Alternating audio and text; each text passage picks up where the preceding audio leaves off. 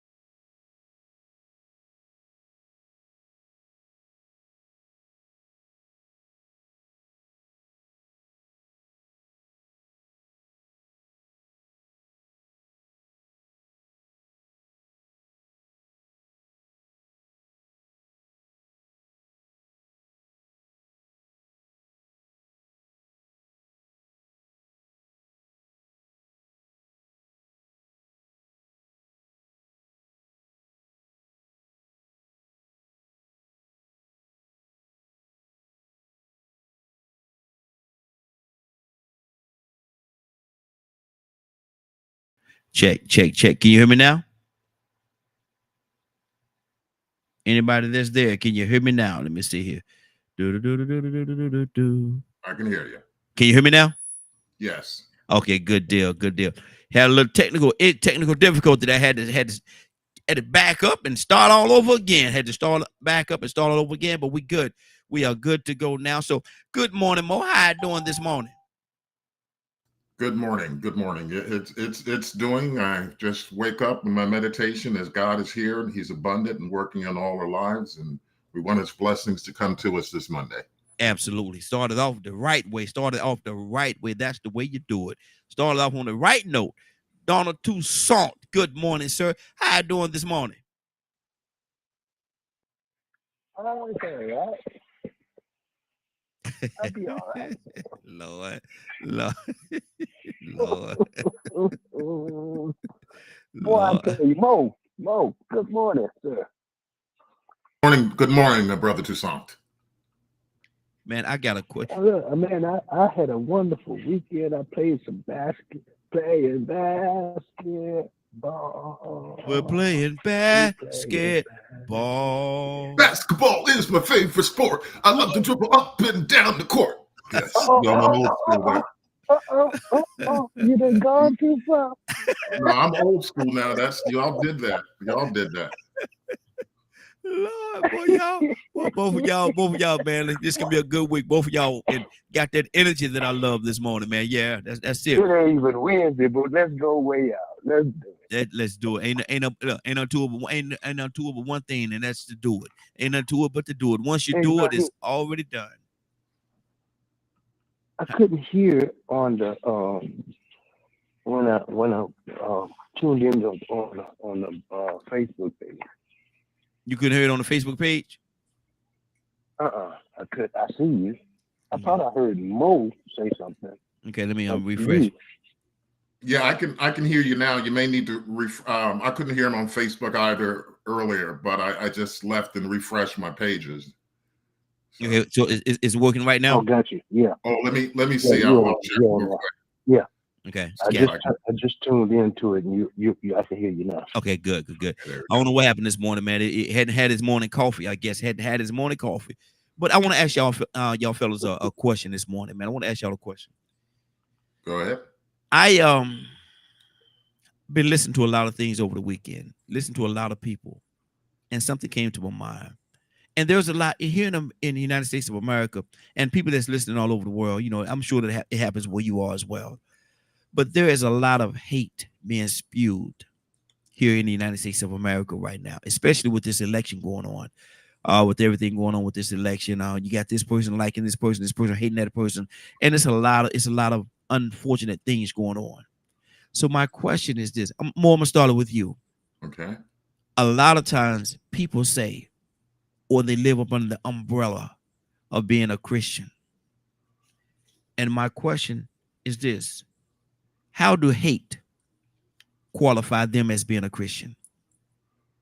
How does hate qualify a person as being a Christian? Yes. Well, I don't think hatred is anything that is You mean disqualify them, or because hate No, is no, no, not?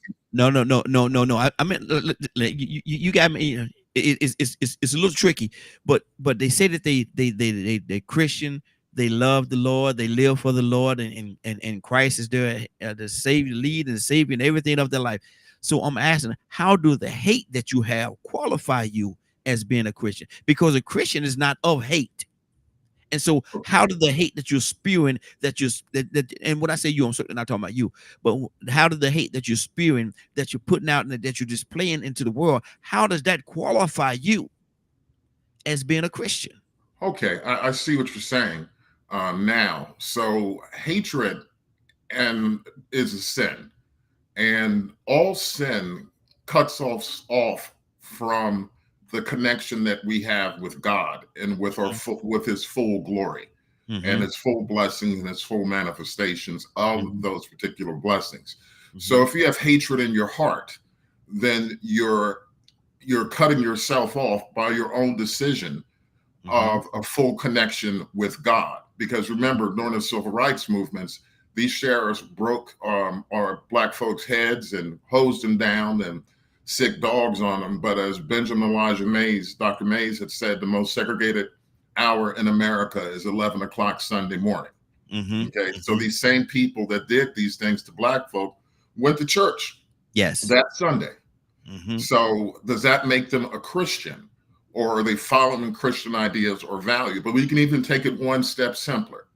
If you have hatred in your heart, and we've had this discussion before about people's sexual orientation, Mm-hmm. and you take that to an extreme, but yet in many churches, we have people of various sexual orientations, some of which are in the choir, some of which have ministerial positions, and you'll listen to their music, but you'll hate their lifestyle. Mm-hmm. And you're all still worshiping the same God, supposedly, at that point.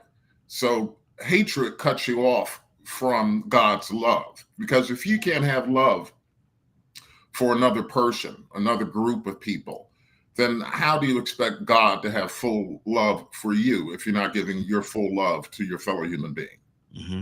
Wow, it's a lot. You put a lot there to unpack, and we're gonna deal with a lot of that as we move forward.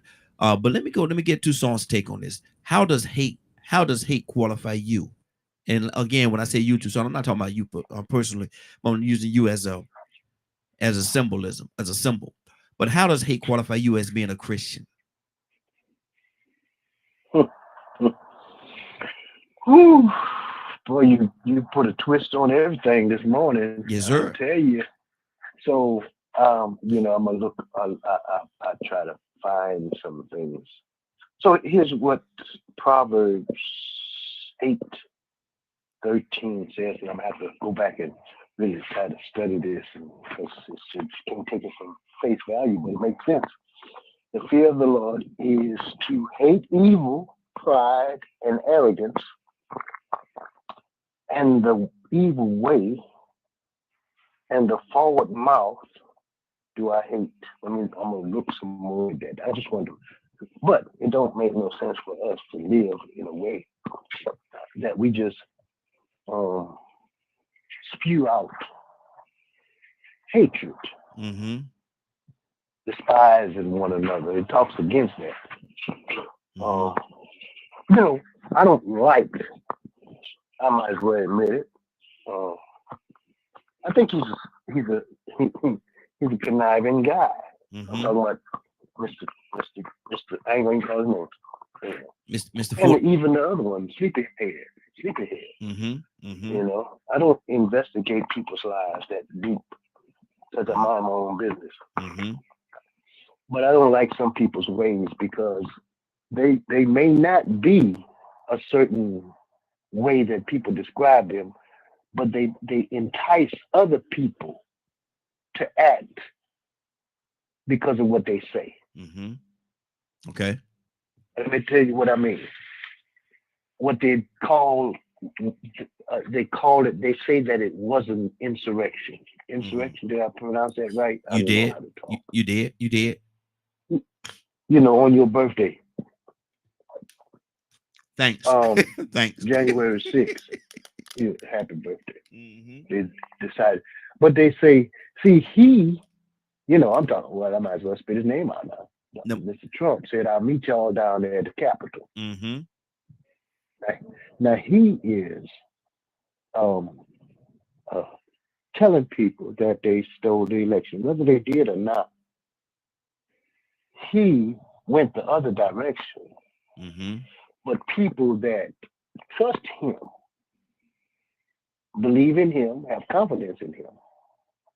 I don't know if they're strong-minded or weak-minded, but they sure enough went down there. Yes, they did.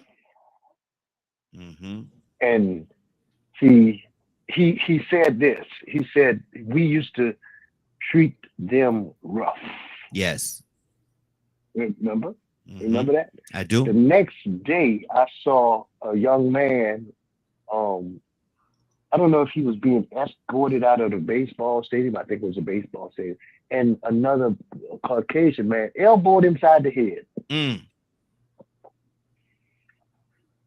Mm. What made that man so bold as to do that to somebody that he really didn't even know? Yeah. Mm-hmm.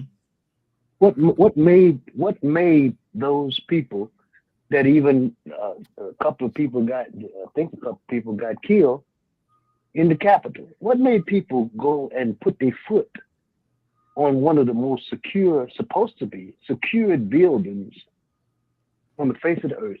Mm-hmm. You can't just walk in the Capitol. Who does that? But what made those that's supposed to protect it Mm-hmm. open the door and escort them in? Yeah. Mm-hmm. So what I'm saying is, I hate that kind of action. Mm-hmm. Because I don't think God approves of it. A proud look, people that sow discord, the 7 things that God hates. I hate them too. Mm-hmm. Mm-hmm. I hate people. I don't hate the people. I hate the actions of the people that they manipulate and they cruel and they backstab. I don't even like them. I don't care for them. So I can go on and on, but my time is. Mo, and it's a lot that we're saying. It's a lot that we're putting out there, and there's a lot of examples that we're using. But hate and Christianity, I don't see how they could go hand in hand. If Christianity is supposed to be a religion or a spirituality of love and loving thy neighbor and am I my brother's keeper and all the other different things that the different quote unquote cliches that is being said doing that when you're talking about Christianity, how can hate wiggle its way in there? You hate somebody because of the color of their skin. You hate somebody because of their lifestyle. You hate somebody because of what they eat. You hate somebody because of what they drink. You hate somebody because of blah, blah, blah. How does that work? Well, I'm going to go back. Do you remember the movie Star Wars and the character Yoda? Yes. Now, remember, Yoda said, fear is the path to the dark side. Mm-hmm. Fear leads to anger. Anger leads to hate. Mm-hmm. Hate leads to suffering. Mm-hmm. So your hatred is based on a fear of something. We can even go back and the crowd yelled, give us Barabbas. Mm-hmm. Okay. Even though Christ was there, Jesus was there, and he didn't talk about hating hating. He even said, when they said we shouldn't pay taxes to Caesar, he said, give unto Caesar that which is Caesar's, give unto God that which is God's. So when we look at hate, all of that comes from fear.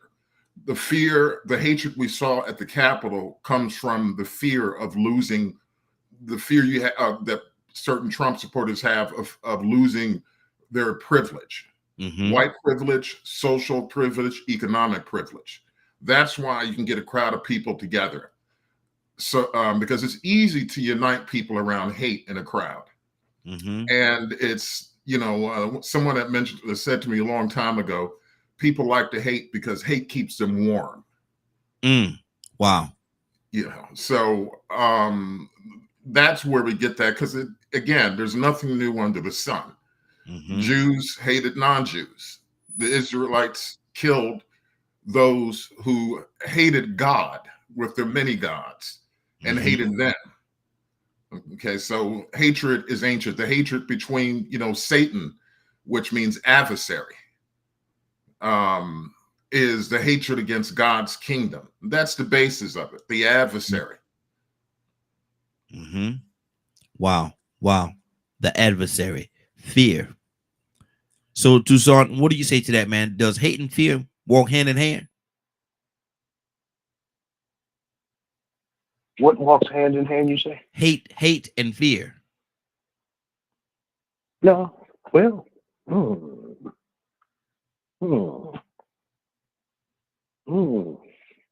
That got a distance between hate and fear. I don't know. That's just me. Because what was said was, they hate because they are afraid. They are afraid. Some people say they hate black people because they feel black people is going to take over, or they hate Hispanics because they think Hispanics gonna take over, or white because they're gonna take, or whatever the case. They say they hate them for that reason, not because of anything that they did or the person that they are, but because of the fact that they have a fear that they're going to take, quote unquote, their position and leave them without. It's kind of a response of somebody being narcissistic. Like to be in control, like to be dominant, and finding out that reality, or knowing that that's not actually true. You're not superior. And to find out that you're not causes you to react based on ignorance. Because somebody's, I ain't gonna call nobody name or nationality, mama and daddy taught them like that. Yeah. You taught to feel like you special.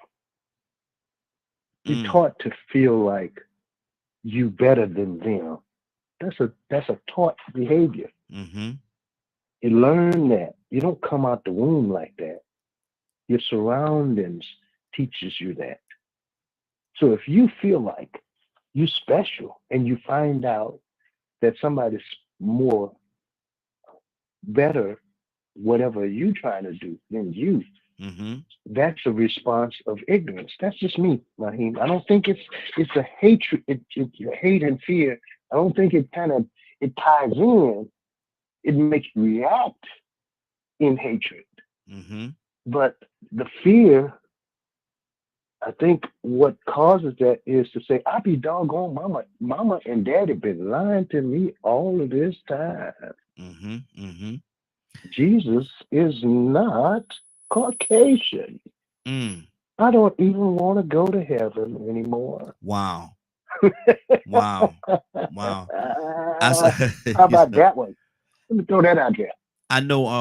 I saw this clip, and I'm gonna play it on here one day. I don't know when I'm gonna play it, but Putin was saying something, and it's might be an old clip. He was saying how we've been lied to, and society has been lying.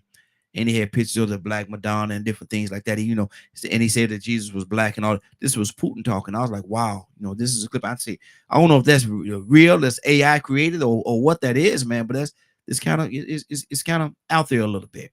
But Toussaint, aren't we supposed to teach our children that they're good, and that they're good enough, and to some level that they're better or equal, better than equal than some people, to give them the confidence that they need? Aren't we supposed to do that? You're supposed to train up your child in the admonition of God. And so when you do that, you level the playing field. We all are made in his image and in his likeness. People are people. Yeah. It is what it is. And you have to tell them, and this is what I tell my children, be the best you can be. That's all you got to do. Yeah. If don't try to be like nobody else. Don't try to be better than nobody else. Be you, and put every effort within yourself into you, and you're gonna make it. That's what I tell my children. Yeah, and that's good. Respect people, and you'll get respect. You treat people like you wanna be treated. Why you'll get there. Why is it so hard? Why is it so hard to do that though? Because that's in some cases, Tucson, that's difficult, brother. That's difficult, and that's the golden rule, though. That's the golden rule, and it should be that way. Yeah. But you see, if you do anything else, here's what the kicker is: you reap what you sow. Oh, you're gonna do that. Wow. And you ain't gonna see it coming if you sow bad seed. But it's coming.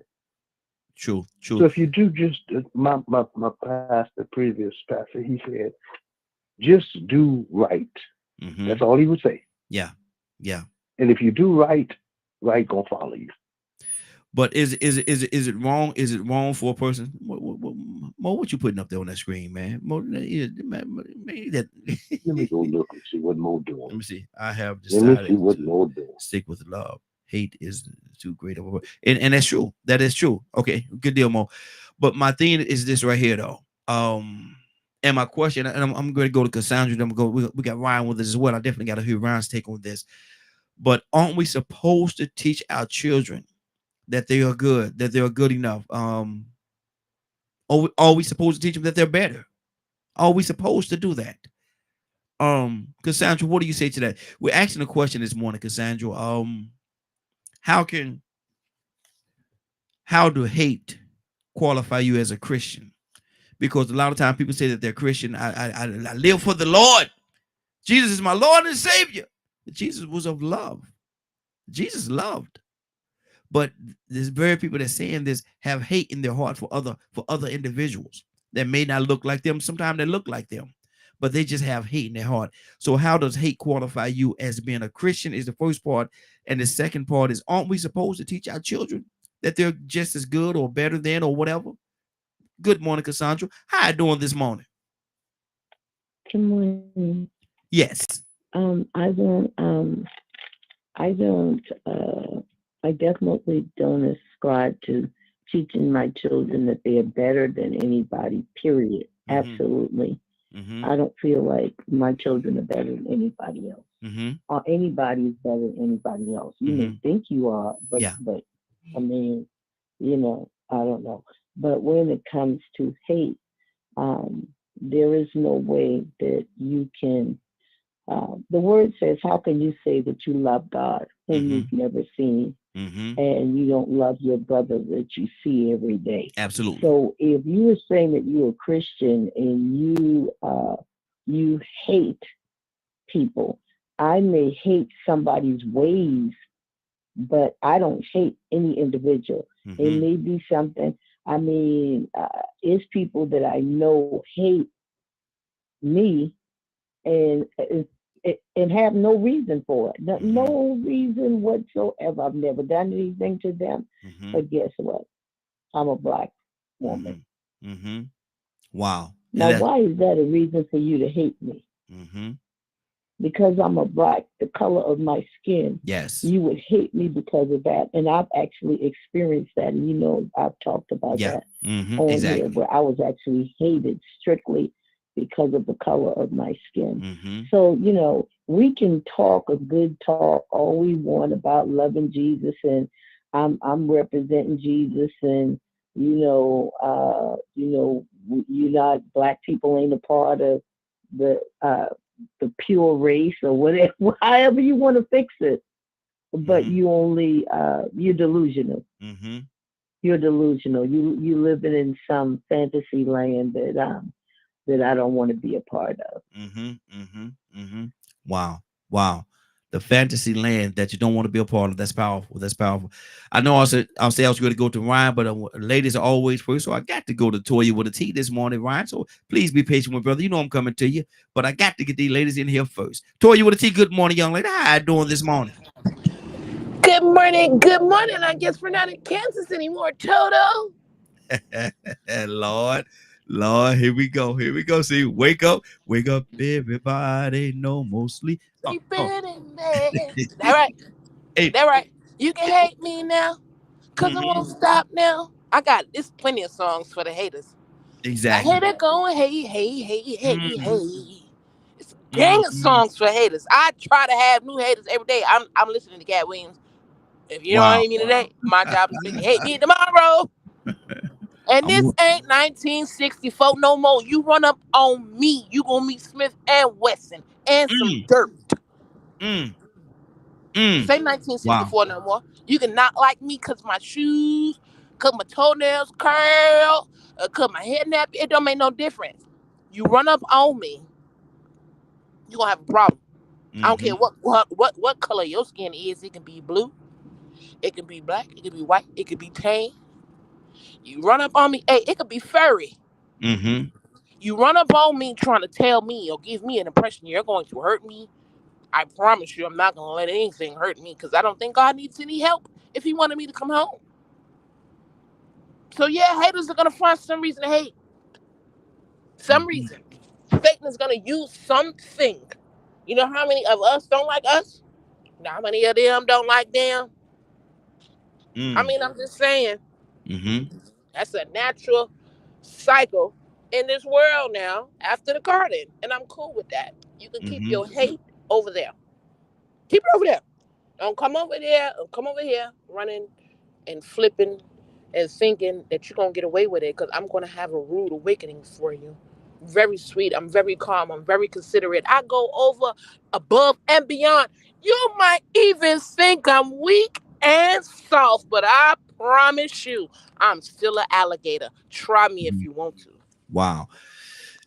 Now, Toy, let me ask you this question: should we teach our children that they're just as good or better off or better than or something like that? We want to instill confidence in our children, but how far is too far? How much is too much? Um, I'm sorry. I'm one. Scientifically, there's documentation for people of color. Mm-hmm. I'm just saying. When scientifically it says, you're, here or royalty, I can only tell you the truth. Okay, Mm-hmm. I can only be honest with you with what the truth is at the time. And if Mm-hmm. you are royalty like Prince Harry, it's my job to teach you that you're royalty like Prince Harry. Mm-hmm. If you're fit to be a king, it's my job to teach you that you're fit to be a king and you don't hang with peasants. Mm-hmm. Sorry to call you a peasant, but it is what it is. Mm-hmm. That's why we don't have them titles no more. Everybody can't take it. Everybody can't eat who they really are. And everybody ain't kings and queens. Everybody ain't princesses and princes. Mm-hmm. So, yeah, it is our job to make sure we explain to them what level we are on and what level they are on and who they are and where they're from and who they're made from. But at the same time, it is also important to teach them just because you're a king or a queen or a prince doesn't allow you to treat people like dirt. Yeah. Mm-hmm. That's a wicked version of a king and a queen. No, when you're a humbling version, one that is still again in the image of a God is trying to do the right thing, right? We bring beauty and peace and passion. Mm-hmm. You understand Mm-hmm. me? We bring togetherness. We listen to our subjects. We eat after our subjects are fed. You understand what I'm saying? Because you will get overthrown. So if don't nobody else teach them who they are and what's Mm. Wow. Wow. 508-924-3521. 508-924-3521. Ryan, good morning, sir. How you doing this morning? Good morning. Welcome to 2024 and the Player Haters Ball. Wow. Wow. How you doing? Hey, doing good. But my question, Ryan, is how do your hate, and when I say you, I'm certainly not talking about you, but how do your hate qualify you as being a Christian? Let's go back to the beginning of Christendom. Mm-hmm. There's all kinds of hate. Man, you don't believe like me, I hate you. We're going to eradicate your whole nation.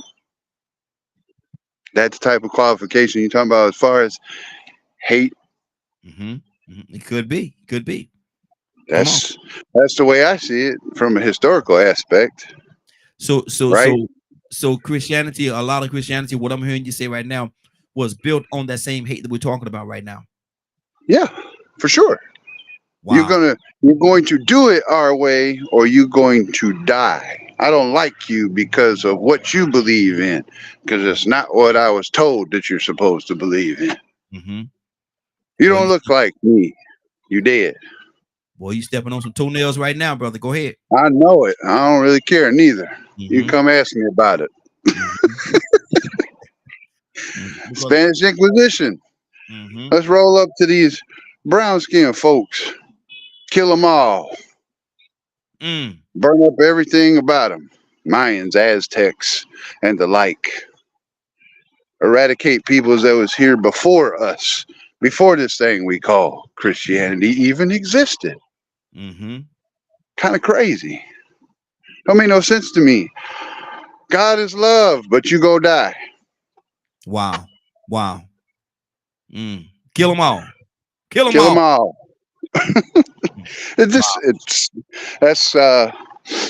That's my primal instinct. Mm-hmm. Right? That's my thought pattern from a primal perspective, because that's really what I see, right? Mm-hmm. Even today, you can walk into a church looking like me, and guess what? The player haters ball. I won it. Because I walked in the door and everybody looking at me, hate. Mm-hmm. Wow. Just because of the way I look. Just because of the way you look. Nothing different. Nothing that has nothing to do with nothing else. Nope. Because of the way you look. Wow. I thought you wanted to see me get saved. Mm-hmm. Now, that's for white folks. I walk into a black church, it might be some culture shock for a moment. But then it's, hey, brother, come on in here, sit down. Mm-hmm. Yeah. They're going to try their hardest to save me. Lord. But which one is displaying more love, though? Which one in the example that you just gave? Which one is displaying more love? And what's the reason behind it? I really don't know what the reason behind it is, but I've always felt more love going to a air quotes black church.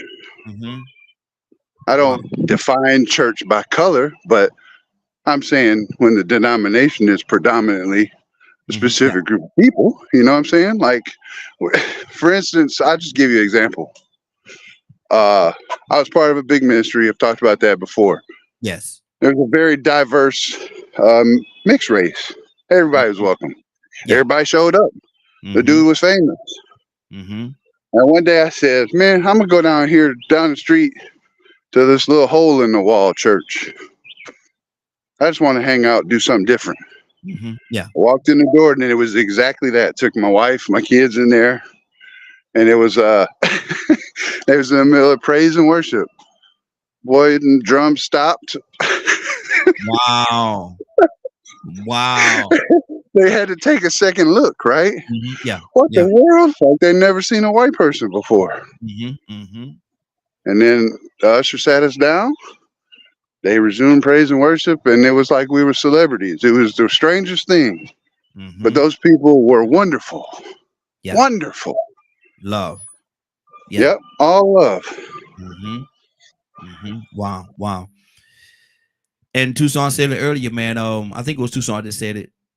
11 o'clock in the afternoon. 11 o'clock on a Sunday morning. 11 o'clock not afternoon, but 11 a.m. Sunday morning. That was me. That's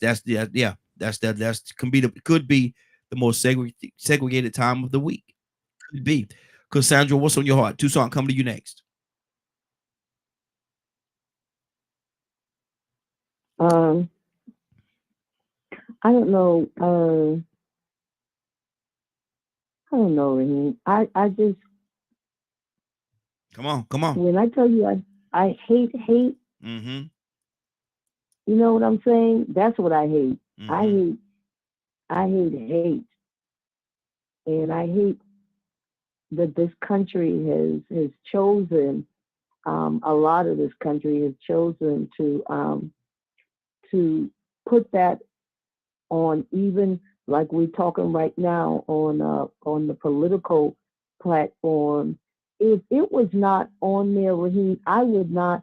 I don't care who people vote for. That's your business. But when you are promoting, the type of negativity Mm-hmm. that you are toward groups of people, Yes. Raheem, man, I hate that. That's what Mm-hmm. I hate. Yeah, Mm-hmm. that's what I hate. How did we I get hate here? that part of it. How did we get here, or have we always been here?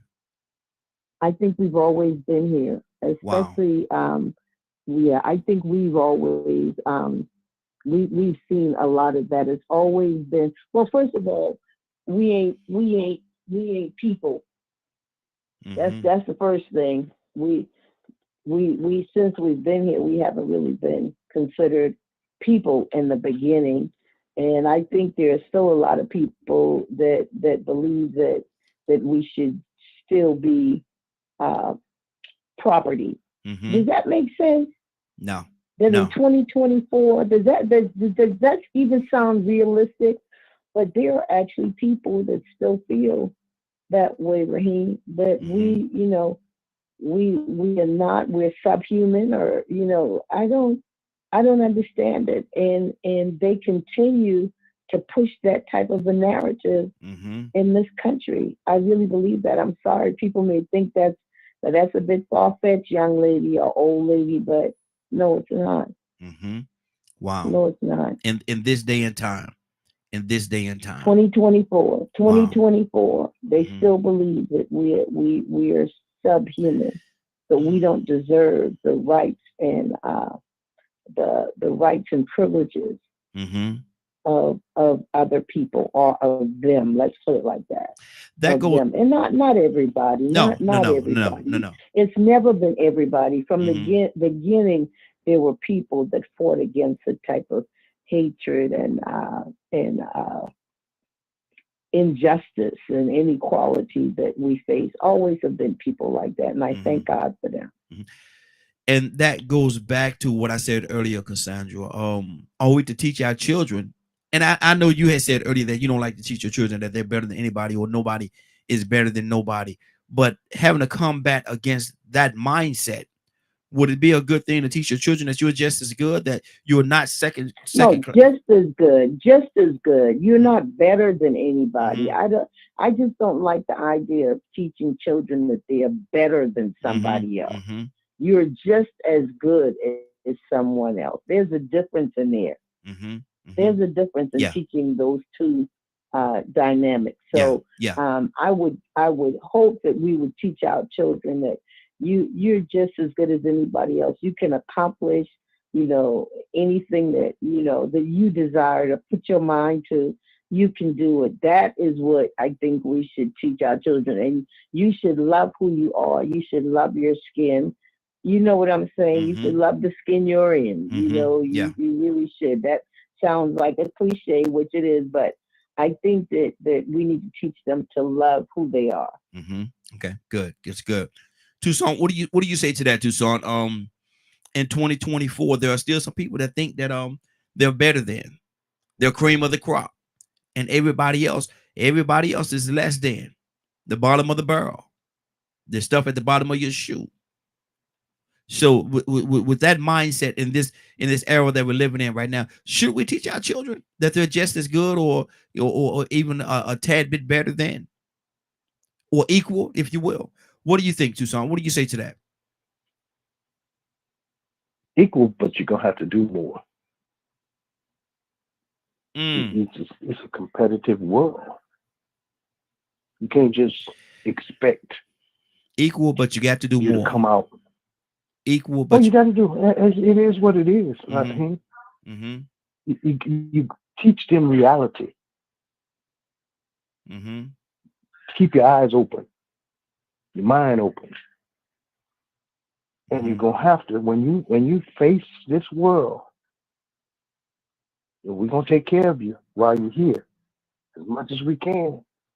But when you get out there, you're gonna find out how this world really operates. And if you're gonna be, remember when they used to say, if you're gonna be a ditch digger, be a good one. Yeah. Remember? So when the world is not, life is not fair, right? It is what it is. I wouldn't teach my child to just say, you're gonna be all right. If you do, you set them up for failure. Unfortunately. And let me tell you something else. I know that we talk about, and I don't mean it's not in the rebuttal of what anybody says, but I don't tell my children we kings and queens. I don't tell them that. But some people, let me throw it out there. Let me just say it. Okay. We refer to each other as kings and queens. Well, why in the heck do we act like peasants? Wow. Why is it? Wow. So what I'm saying is, everybody ain't no king, and everybody ain't no queen. Because if you are, you conduct yourself in a certain kind of way. You know how to use your utensils and your mouth, and you walk a certain way. You carry yourself a certain way. And if you're not carrying yourself a certain way, I am sorry, you are not a queen or king, period.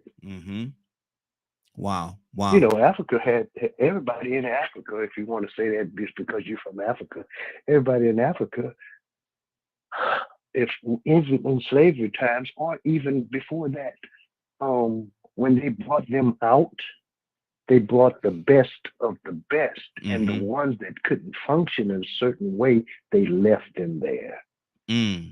Who, in their right mind, would take somebody to build a nation that didn't know nothing? Wow. Does that make any sense? So you hanging around and dumbing around, who wants you to build their country?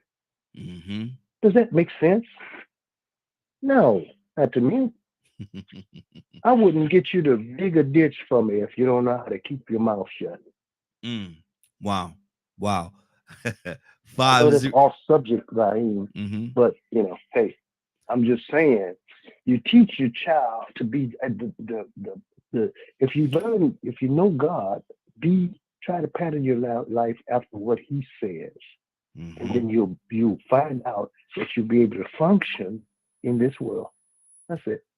508-924-3521, 508-924-3521. Our topic today, what we're talking about, and we're covering a wide range of things, but is how do your hate, when I say you, I'm not talking to you specifically, but how do your hate qualify you as a Christian? If Christianity is of love and togetherness and the Jesus way and representing Jesus, and Jesus is love, how do your hate qualify you as a Christian? Captain Leonard, good morning, sir. How are you doing this morning? Good morning, Raheem and the Morning Glow family. How are you? Hey, doing well. You sound like you got that serious. You got that serious hat on this morning. So I got to let me come. I'm trying to listen to find out, what's the deal today. I just come on. Okay. Well, the topic is how do you hate? And like I say, when I say you, I'm not necessarily certainly not talking about you personally. You can talk to me. No, well, it's between us. Go ahead. How do your hate qualify you as a Christian? If Christianity is of love, if Christianity is being a representation or a representative of Christ, and Christ is of love, how do your hate qualify you as being a Christian? Well, one, I'm not looking for no qualifying factors from you or nobody else as it relates to being a Christian. That's one. Okay. Two, I hate because I can. But is that the Christian way? Well, it don't even matter to me if it's Christian or not. It occurs. You're a Christian. It occurs. It does not matter whether you are a Christian or not, Mhm. as I said before. But you say you're a Christian. It does not matter what you say. Mm-hmm. It occurs. Now, Mhm. you can keep pretending it does not, and then you be just a bigger lie than you was before. Mm-hmm. But hating is completely natural. Wow. Completely natural Mm. to hate someone. Natural. Yes. It's a natural thing for a human being to hate somebody else. Yes, it's natural for you to hate a rainy day, some folk. No, liquid Because you sunshine. can't go outside. Some of y'all, you don't like when the rain. Kids may not like rainy days and hate rainy days because they can't go outside and play. Mm-hmm. Hate is just as natural as love. That's why there's this huge dynamic between the two. Mm-hmm.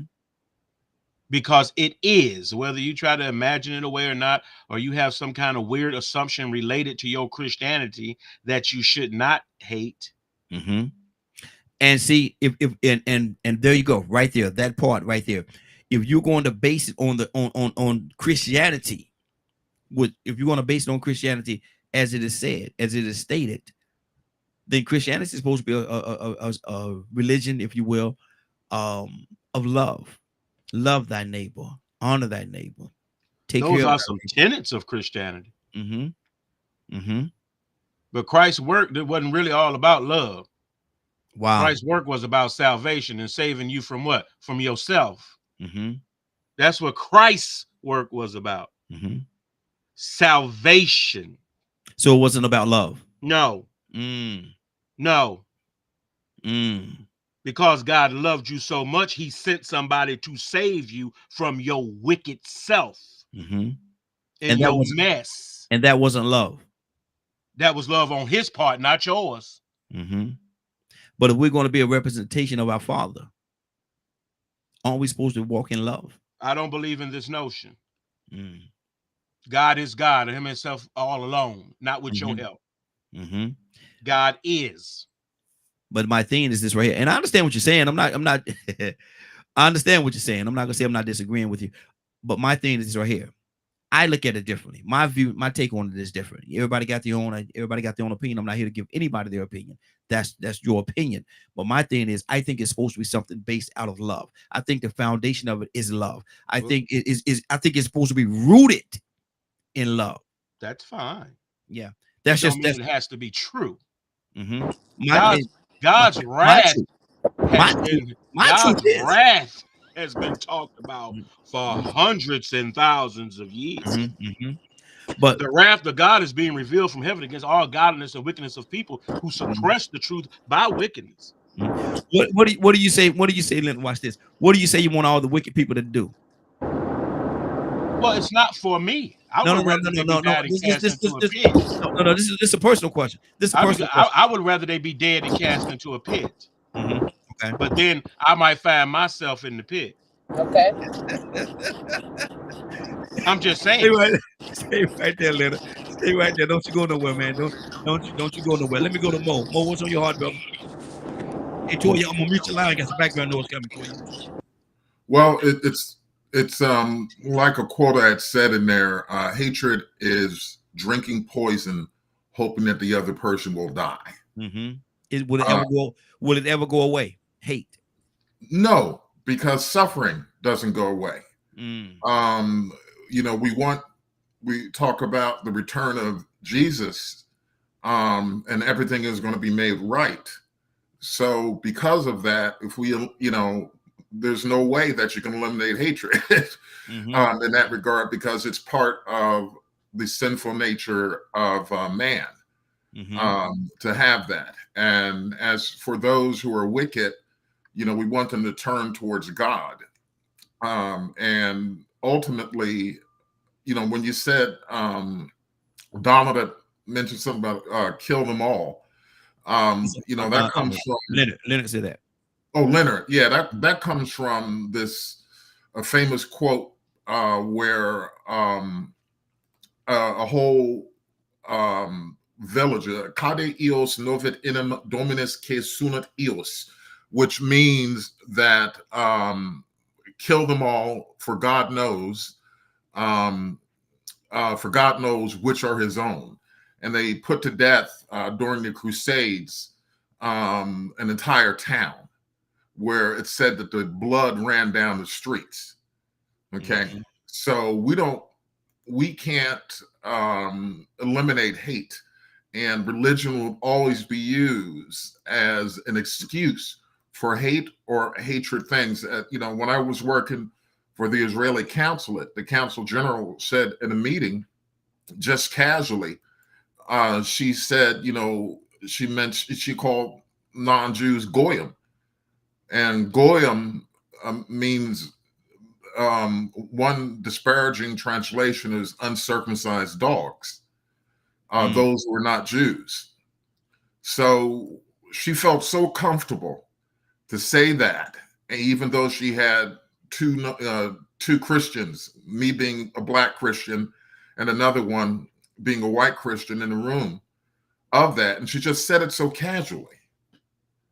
And it's this casual hatred that people have that you have to be careful of. And even if we say we want to be more like Jesus, ultimately, if you become more like Jesus, you get crucified because of the way hatred is in this world, in this country, across the globe.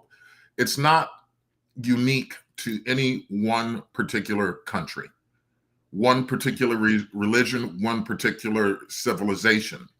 In Nigeria, if it's found out that your family were slaves sold into slavery, there are many in the upper caste system of Nigeria who are very discriminatory towards you and won't let them marry into your family.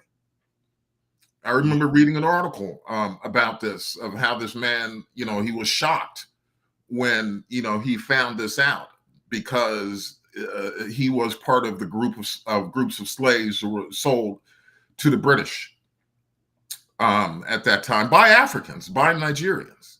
Even in Benin, if you saw the woman king, that whole thing, that king regularly sold slaves to the Portuguese and to European powers.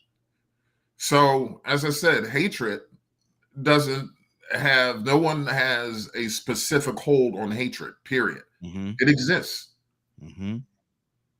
Wow. And it does. But at the same time, I see it's a very ugly existence. I think it's a very ugly existence. And if we could do something about it, we probably never will. Realistically, we may never be able to do anything about it. But we can all, I think, like Cassandra said, everybody can't, one person can't do everything, but everybody can do something. And so I love when she say that, because it's so powerful to me. Ryan, talk to me, brother. Where we at? In the kitchen. Sorry. In the kitchen? In the kitchen. Cassandra, you cooking? Brother, we mixing it up. But what do you say about this, Ryan? Is it a ugly existence? Speaking of hate, that will never go away. Yeah, sadly, we're always gonna find something to hate. Wow. We've talked about this numerous times. We can all be the same skin color, blind, cut our fingertips off so we can't feel nothing, and we're still gonna find a reason to hate. Even though when we're dead and in the ground, we all the same color, ivory bones. Mm-hmm. Dig you up and dig me up, your bones look just like mine. Mm-hmm. Don't make no sense. Hate is ridiculous. It's like a blanket statement for everything you just dislike about someone or someone's culture. That's all it is. It's a blanket statement. Most people don't even know why they hate. Mm-hmm. They just hate because they was taught that way, or somebody doing better than them. Mm-hmm. I like your shoes. Let me get that chain or that wallet. Exactly. It's just crazy. That make no sense to me. Like, I don't teach my children hate. Yeah. That's I think a lot of hate is lack of home training. Again, starts in the home. Like, again, I hate to reference it all the time, but me growing up, there was no teaching of hate. Everybody was the same. Yeah. We didn't even notice we looked different until somebody said something. Didn't matter. Yeah. Like, and I think that's the beauty of a mind of a child, is without outside interference, they don't see these things. They don't fuel any narratives, right? And I think we do ourselves a disservice as people with these social media platforms. We don't have control over the news anymore, so they just fuel hate. They spew vitriol all over the TV from both sides. There's no honest anything anymore, and it's disgusting. And it plays a role in how people feel. You're never allowed to realize yourself how you feel inside. Somebody else got to tell you or show you the negative sides of someone else or someone else's culture, and it affects your mind. It's like the old biblical prospect of planting a seed. They plant that seed, and then you start to see all of this negative garbage on the TV or on the social media, and it grows and it sprouts and it roots, and it just becomes this nastiness, this fog, this plague. It's gross. Wow. 508-924-3521. Told you what a T talk to him in Tucson. Coming to you next, sir. Yeah, I think as a human, our hate is misguided because God hates, right? He said he hates wickedness, did he? And I think that a lot of the things that we possess because we're in his image are misguided. All of the power that he's given us, including the hate. But I've learned, well, he done had a couple of wraths. One of them washed the spider out, and all the people too, except for Adam. He done sent folks to go clear out the whole town. And not only that, he'll come for you individually too. He got a wrath, and he ain't got to cast it out to everybody. He can deal with just you. And a lot of the times that happens to wash out the wickedness. He got to wash out everybody. Everybody don't deserve it. I thank Jesus that y'all ain't got to get washed away for some stuff I did. I thank the Lord. But at the same time, I feel like hate comes from within, and I don't want to hate no more. I don't want to hate no more. I don't want to use that energy to hate that. Listen, you do something to me, I'm going to keep it moving. As long as you ain't trying to hurt me. Because I'm going to have to hate what I'm going to have to do to you. Because I'm not going to let you hurt me. Lord, I'm going to have to hate what I'm going to have to do to you. But at the same time, I don't want to use that energy. Right? I don't want to walk around deceiving people. I don't want to walk around using things that I know can be a tool to make people hate another. And there are things you can do to do that. Touching children can make people hate you. Cheating on your family can make people hate you. Stealing make people hate you. Lying make people hate you. A lot of them seem to correlate with them sins, them 10 commandments. But, it can help people develop a hate for you when you do some of these things. And that hate can spread. That hate can turn into whatever I want that hate to turn to, regardless of what the next person thinks. So are humans capable of not hating? I think we are, but we have to make a choice. We got to make a choice. I got to make a choice not to hate Eve, what she did in the garden all them years ago. Girl, I was mad with her for a long time. But when you really understand what God is about, I feel like you're real simple. Ain't no need to worrying about nothing but you, baby. All this is mine. It's like what I tell my people in this restaurant. What you getting on hype for? All you doing is putting chicken in the box. It's mine. Let me handle the stress. You understand what I'm saying? And we kind of do the same thing. Let him handle the stress. You just do you. If you just do right and do what you're supposed to, your nose gonna be clean, and you ain't gonna have no need to hate. If hate is casted upon you, you give it to me. I will take that revenge. You don't have to walk with that, because there's a component in that hate that causes darkness, and a component in that darkness causes sin, and that sin causes all kind of death, disease, and all other kind of things. Again, we all understand it, but at the end of the day, as humans, we have the power to choose hate, and some of us don't serve the God of goodness. They serve the God of hate, and that's why we're still here.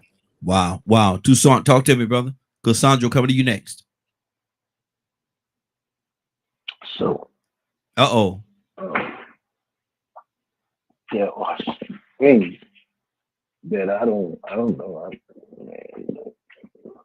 I hate for somebody to think they're better than me. Mm-hmm. Well, let me ask you this question. If somebody think that they're better than you, you say I hate when somebody think they're better than me. Is it that you think that you're just as good or maybe better than them, and you hate the comparison? No, I'm better. I'm not better than them. Mm-hmm. I'm just like them. Mm-hmm. Okay. I hate for somebody to try to manipulate me. Mm-hmm. I hate for them to misuse other folks. Mm-hmm. I was just looking to try to figure out how can I, because guess what? You made in the image and in the likeness of God, right? Mm-hmm. Okay, right? Yes. Right or wrong? Yes, absolutely. Okay. So how about a proud look? You ever saw somebody? They just look proud. Mm-hmm. How about a lying tongue? Mm. How about hands that shed innocent blood? People that have a heart that creates wicked plans. How about that?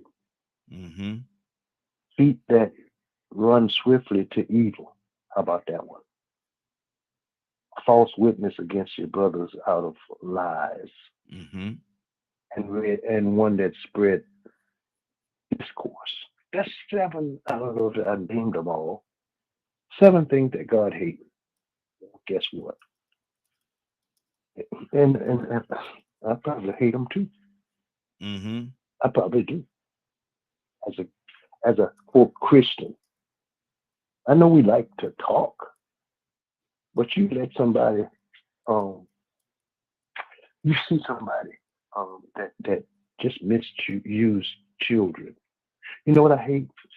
I hate to see somebody yank their kids on. Mm-hmm.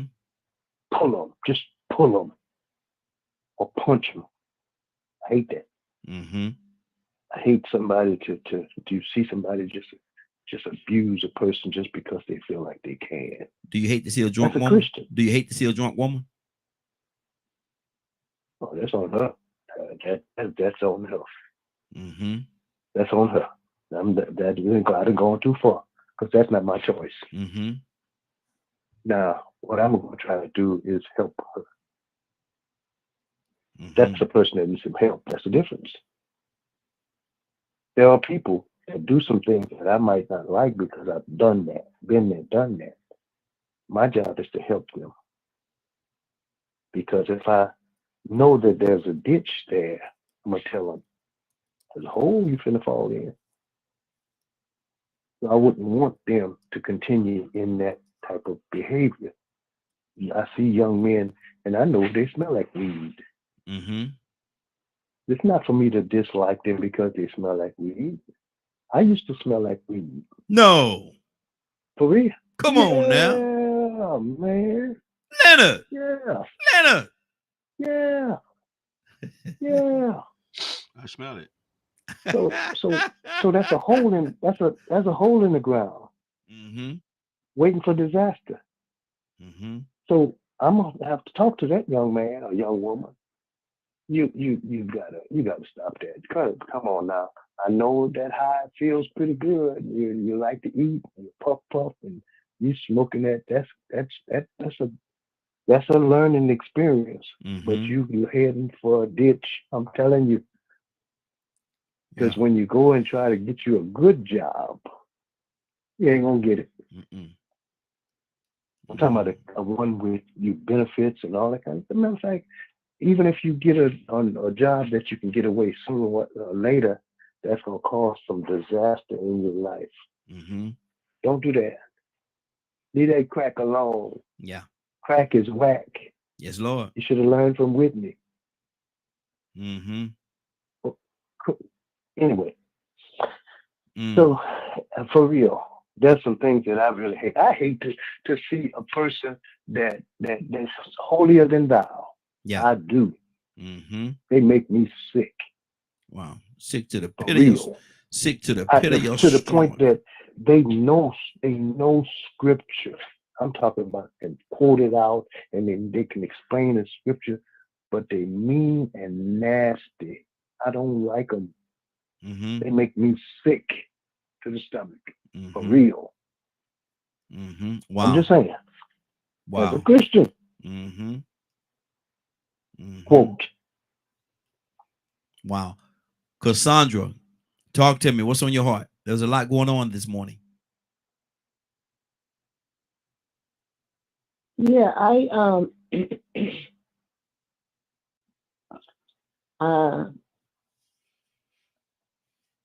what was that? Was it I like to teach the world to sing. You remember that song? Yeah. Yeah, like the bottom of the coat. The world to sing, yeah. Perfect harmony.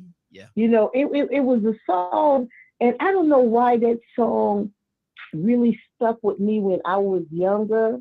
And I think it came out when I was a teenager. Yeah, I was in my early teens.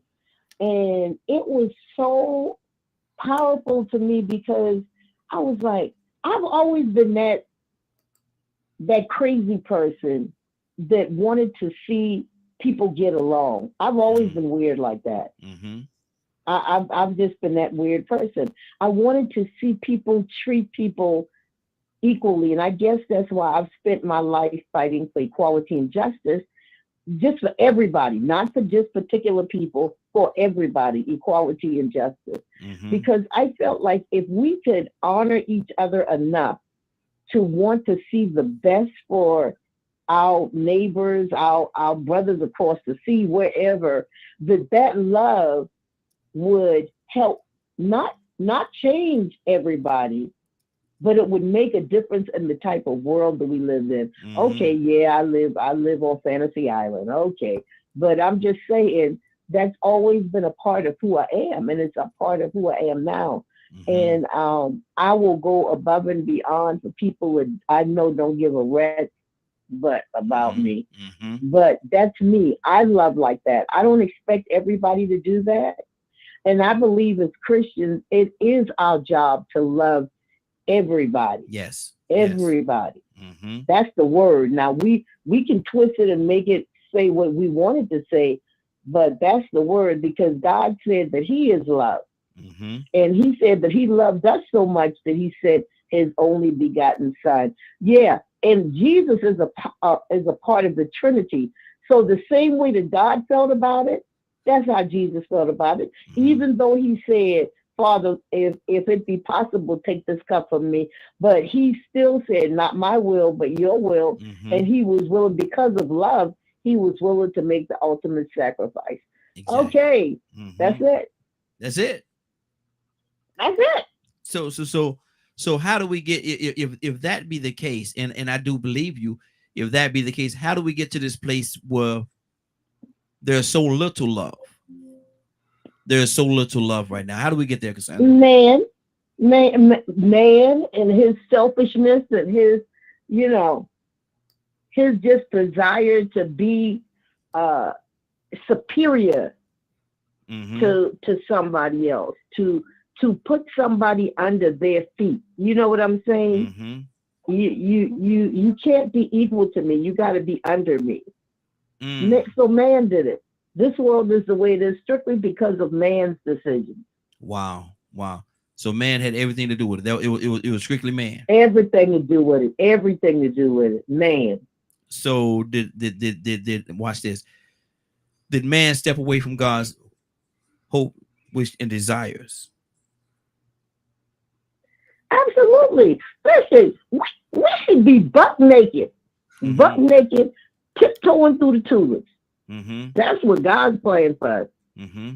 According to the word that I know, we should be just living free, enjoying ourselves, enjoying the earth, enjoying the animals, That's what God's plan was. Wait. But man was the one. Enjoying the who? And the mules. And Wow. and butt naked. Butt naked, run around butt naked. Walking around in the bucket naked. Hey, listen. Yeah, in the bucket naked. In the bucket naked. Cassandra, I got something for you. I got a gift for you, Cassandra. You ready? Mm-hmm. Mm-hmm. Hold on, ready. Get it ready for you right now. I got a gift for you. Let me see. I'm trying to get it ready. Give me 1 second. Take that off. Turn this on right here. Just for you, Cassandra. I'd like to buy the world a home and furnish it with love. Grow apple trees and honeybees and snow-white turtles. Yeah. That's it, just for you, Cassandra. How about that? I did that for you. Thank you, sir. Thank you, sir. Thank you, sir. I had to reach in and find it. Let me go to Mo. Mo, what's on your heart, brother? Talk to me. Well, you need love. About love? Yes. Love literally conquers hate. We saw that with Does it? it conquers aspects of hate. Okay. It's a tool and a weapon you can use against certain forms of hate. Mm-hmm. Look at Dr. King and the Civil Rights Movement. Now, believe me, many of those people hated what was being done to them, hated the people that were doing it to them, but they knew they had to stay united in love as a community to defeat that particular evil. The moral fabric of America had to be shocked in order to confront that. And in that situation, using love as a tool, it worked. Does it mean it'll work now? Absolutely not. It doesn't mean it's going to necessarily guarantee work, just like what's happening with Israel and the Palestinian situation. It will take a transformative figure like a Dr. King in order to make any significant change there. And it's not going to be overnight. Is it wanted? Is it wanted? Is it wanted? Yes, it's wanted. You see that every day. It's not covered by the media about Israelis who are totally opposed to what's going on, the genocide in Gaza right now. And totally opposed. And they used to call it the Butcher's Bill in the British military. How many dead, how many wounded? And after a battle, you ask the Butcher's Bill. And the question is, can't hit that thing that hard, man. Got you choked. Please, I wish I did have something to hit that hard. But 4-2-0 this past weekend. The Butcher's Bill is like, when does it become even? Does it ever become even? Because of the hidden treasures of people that were killed. When Hamas attacked a peace concert, they killed all those people who were there gathered for peace. How many good lives were snuffed out? Who just came for peace. And just like all the bombings and I think it's more than 30,000 killed Palestinians, babies starving, amputations and everything else that's happening in war. When is the Butcher's Bill balanced? When have you paid the butcher? When do you reach what we call in political science a mutually hurting stalemate? Because only when there's a mutually hurting stalemate can you move forward. Good deal. Good deal. Leonard, is it factual? Because Mo said that love conquers hate.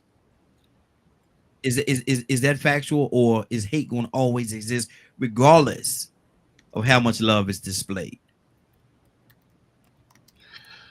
Well, for me to talk about it, it's two different realms of existence. There are people who call things that are not as if they were. And that is one of the staples of their faith. However, I believe in a constant struggle between good and evil for as long as I've been here and as long as I've read. There's been a battle between good and evil. It has been talked about. Is it never ending? I'm not sure because I'm not infinite. So from your vantage point, from where you live to this point in your life, has it been has it ever been non-existent? No. Okay. No. And it seems to be very difficult, which makes me definitely believe there's something natural about it. And to believe strictly one way to me is really useless. I understand what you desire. But there is a point where reality must set in in order for you to make adjustments. So reality is hate will always be here. No, yes, that's probably going, whether you realize that or not. You can see it. It's evidence. There's the evidence there, and there's no evidence of it ending anytime soon. Not in your lifetime, maybe, or what you. But one, I don't sit around and think about things as finite. What I do think about is, how am I contributing? Am I contributing to one or the other side? So if you are a hateful person, if you are full of hate, I believe that one, if you don't know, other people probably know that about you, which is going to make it hard for people to trust you. Yeah. And things of that nature. So it would incur a personal struggle with you without you sitting around thinking about existence and as a whole. Think about what you can do. Think about the things that you can change. How are you going to contribute to the peace? Because often, I think we take it too far, especially when people be trying to be so doggone Christian. I mean, it just takes the conversation somewhere else, almost into Never Never Land. But until you realize what is and deal with that, and you choose that side that you're going to be on, I think is when the big difference is. We can talk about ain't nobody else loving them, but how well are you loving people on an everyday basis? I mean, who do you hate, and why do you hate them? One, I'm from the type of person, go ahead. It was said, man, that love can conquer hate, but can hate also conquer love? Yes. That's why it's a battle between the both of them. See, and don't get your love confused with God's love. I know Christians love to talk about things that they don't know nothing about. Wow. I'm repeating this for a reason. I can tell folks who just listen to what they preachers say. Yeah. And those that's getting actual revelations from God. Yeah. God is love. Yes. You do best to spend this lifetime trying to understand that. Yes. This lifetime. And you still may not get to the best definition for it. And that takes me right back to the beginning of this conversation. You say God is love. And I 100%, all of me agree with you when you say that. Well, excuse me. I don't want you to go too far in that agreement either. Now, how you gonna tell me how to agree? Well, because if you're gonna agree with me, I own it. You understand? You own it. Okay. So show me don't think you agreeing with me. That's how a lot of folks gonna go to hell, because you believe what your preacher say. But my thing is right here. How do you hate? How do your hate qualify? If God is love, and God is the creator and all of love, how do your hate qualify you as a Christian? God is love. I'm not God. But you're walking by his example, and you're walking by his leadership. He is of love. And he is a practicing Christian. Yes. So you're also practicing. So with that being said, you also, doesn't that also mean that you're practicing love? If God is love, and you're walking upon his leadership, and you're walking upon the example of what he is, if he is love, aren't you walking in that love? So I don't think I want to agree with the way you're saying it. But okay, maybe I'm clumsy in my delivery. But my thing is just, how does hate infiltrate its way in there? Well, I don't think hate infiltrates its way at all. Like, say, for instance, there's a particular issue in the Bible which I have a problem with, and no one will be able to fix that with me but Christ himself. So I'm not looking to anyone else for an answer. Loving my enemies is something I can't see me doing in this lifetime. Wow. I mean, I just don't. I mean, some of you may. Yeah. But I don't love nobody treating me bad. I don't love nobody doing me bad. And this notion that somehow this is godliness. I don't get down with that. That's a part of Christianity I don't care for. Cassandra, what do you say to that? Love thy neighbor, and it does say that, you know, you should love your neighbor. Not love your enemy. I'm sorry, love your enemy. Love your enemy, the one that mistreats you, the one that treats you bad, the one that beats you, and all kind of different things. Love them. How do you cure them? Love them. How do you make it better? Love them. While they're treating you so terrible. Cassandra, do you believe? Are you a purchaser of that? To love your enemies? Yes. Yeah. Even when they're treating you bad? Yeah. You can love a person but not like what they do or their behavior. So I subscribe to doing just what God say. I love them. I don't like their behaviors. So even when I was in an abusive relationship, I was able to love him, but I hated what he was doing. And I knew at some point I needed to get away from him. So you understand, I don't want, see, this is the thing. I don't want anybody to change who God has called me to be. I hate racism, but I love the person. I hate their behavior toward me, but I love that person. Why? Because they're a human being. Why? Because God said that we should love them. Yes. You understand? So I don't want anybody to change who I am. It's people that have done me so dirty, so wrong, and it was so hurtful. But I knew that if I wanted God to continue to forgive me, that I had to do what he said. I had to love them in spite of what they did. So everybody isn't going to believe that. Everybody isn't going to walk in that. I'm not a super saint because I'll knock you out if you push me hard enough. But I love you enough that, you know, I'll be praying after I knock you out. Yeah. That you be healed in Jesus' name. Wow. Hallelujah. I'm just saying. 508-924-3521. 508-924-3521. You're listening to DKM Media Group and Associates, and this is the Morning Glow. We're here every day, Monday through Friday, from 7 o'clock until 10 o'clock a.m.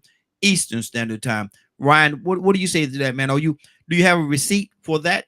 Are you a purchaser? Do you purchase or do you buy into the love your enemy, even when they're treating you bad, even when they're mistreating you, even when they're talking bad about you, cussing you out, or whatever they're doing? Are you going to buy that?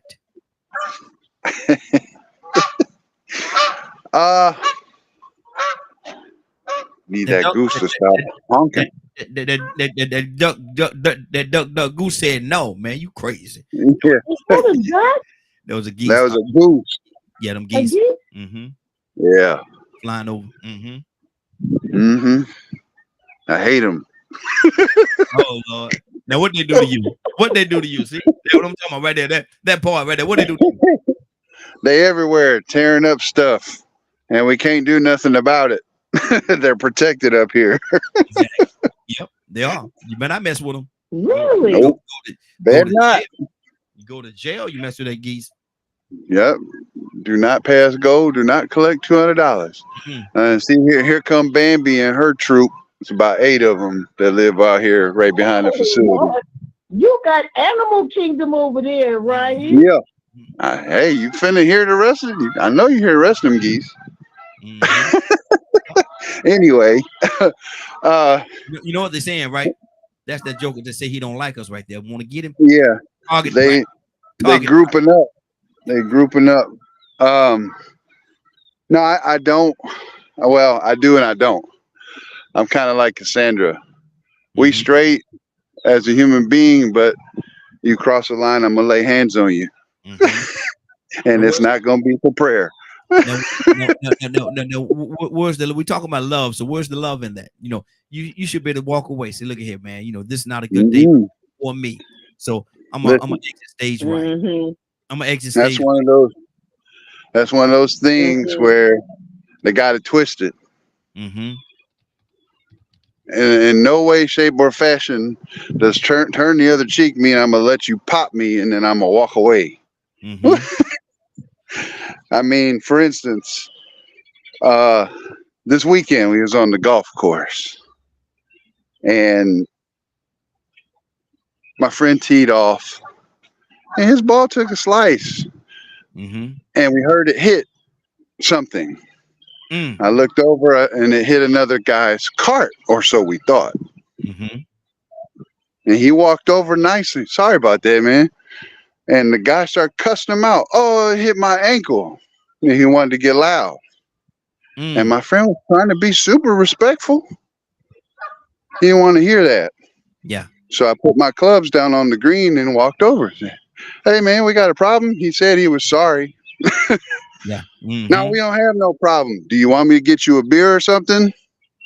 No, he had to get nasty. Why? It was a complete accident, something that could not be controlled. We offered to pay recompense, offered our apologies, sincere apologies, and you still want to get nasty. There's no sense in that, especially when you got a troop of 22 bikers on a golf course drunk. What you finna do?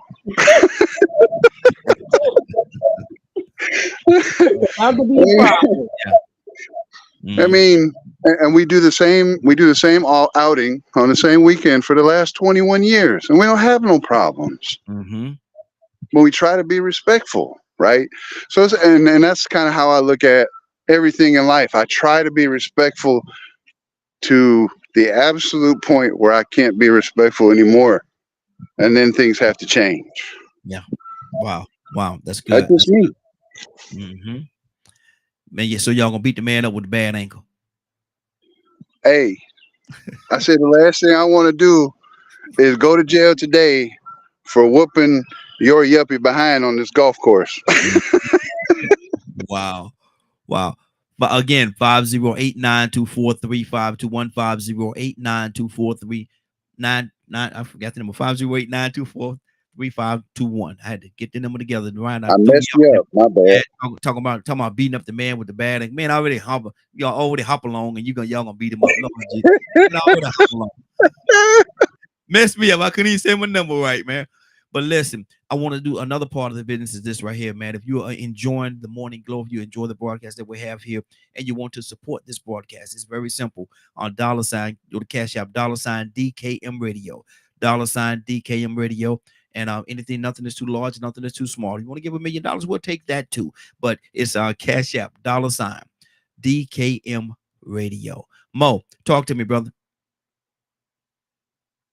Well, I think Ryan, everyone has the right to defend themselves. No one says to lay down your life when someone is trying to take it. So, you did the right thing by trying to de-escalate the situation.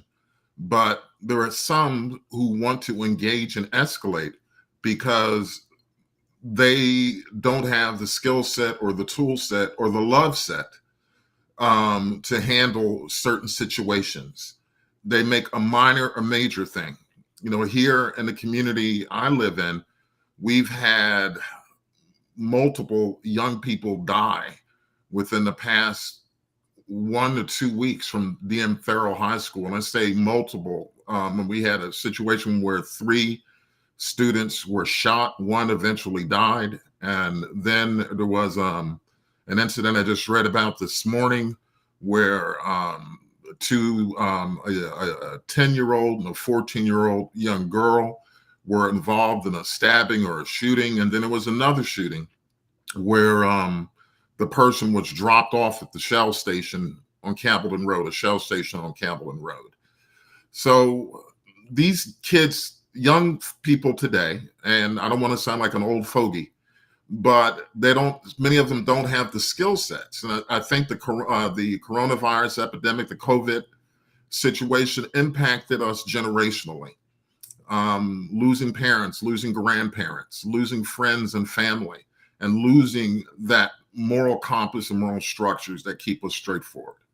Let me jump in for a second, Mo, because in fairness to our young people, we have some amazing young people out here who's doing some amazing things, and I'm so very proud of them, man. But to say that these young people, and pretty much to put a target on them, I've seen some older folks, man, just as childish or sick-minded, if I could use that verbiage, of some of the young people. And they out here, man. They out here fighting and doing all kind of things, man. And these are older people, man, 50 and above. Mm-hmm. And so we can't paint. I don't want to see us paint with such a large brush. Yes, there's an element of some young people that are not doing the things that they're supposed to do, but there's also an element of some of these older people. I seen a guy 60-something years old walk the what was that Saturday? My wife and I was out, and he was had to be like 60-something years old or better, walking around with his pants sagging, man. He walking around in the mall of Georgia. Was over at the mall. And this man had to be like 60-something years old, walking around with his pants sagging, man. I'm looking at him like, man, what are you doing, brother? Well, I want to say this is that I don't mean to paint all young people with a broad stroke. When you paint in generalities, you make general mistakes.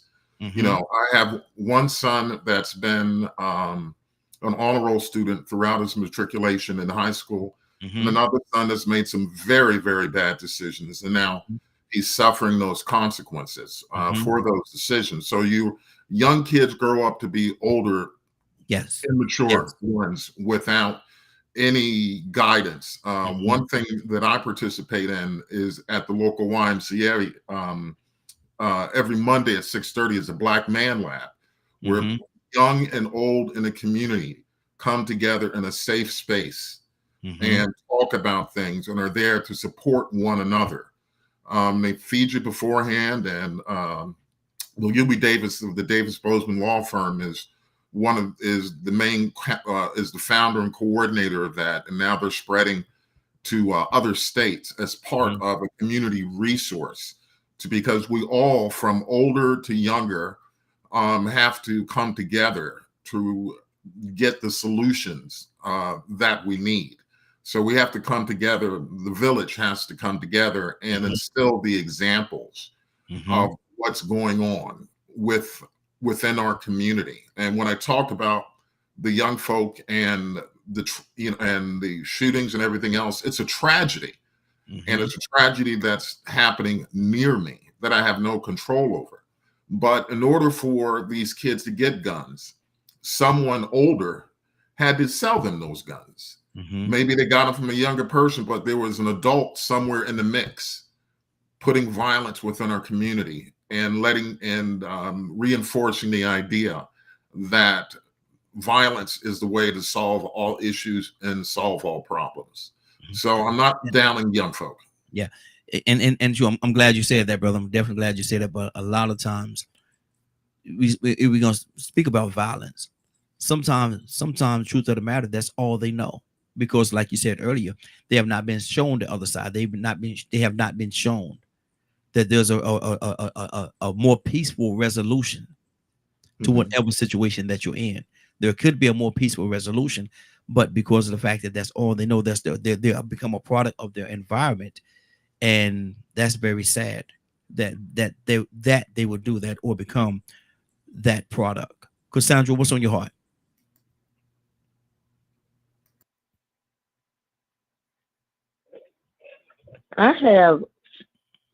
You caught me with my mouth full. I have put that sandwich down. Put that sandwich down. Not that sandwich, but that sandwich. Put that sandwich down. But I have a deep concern for our young people, and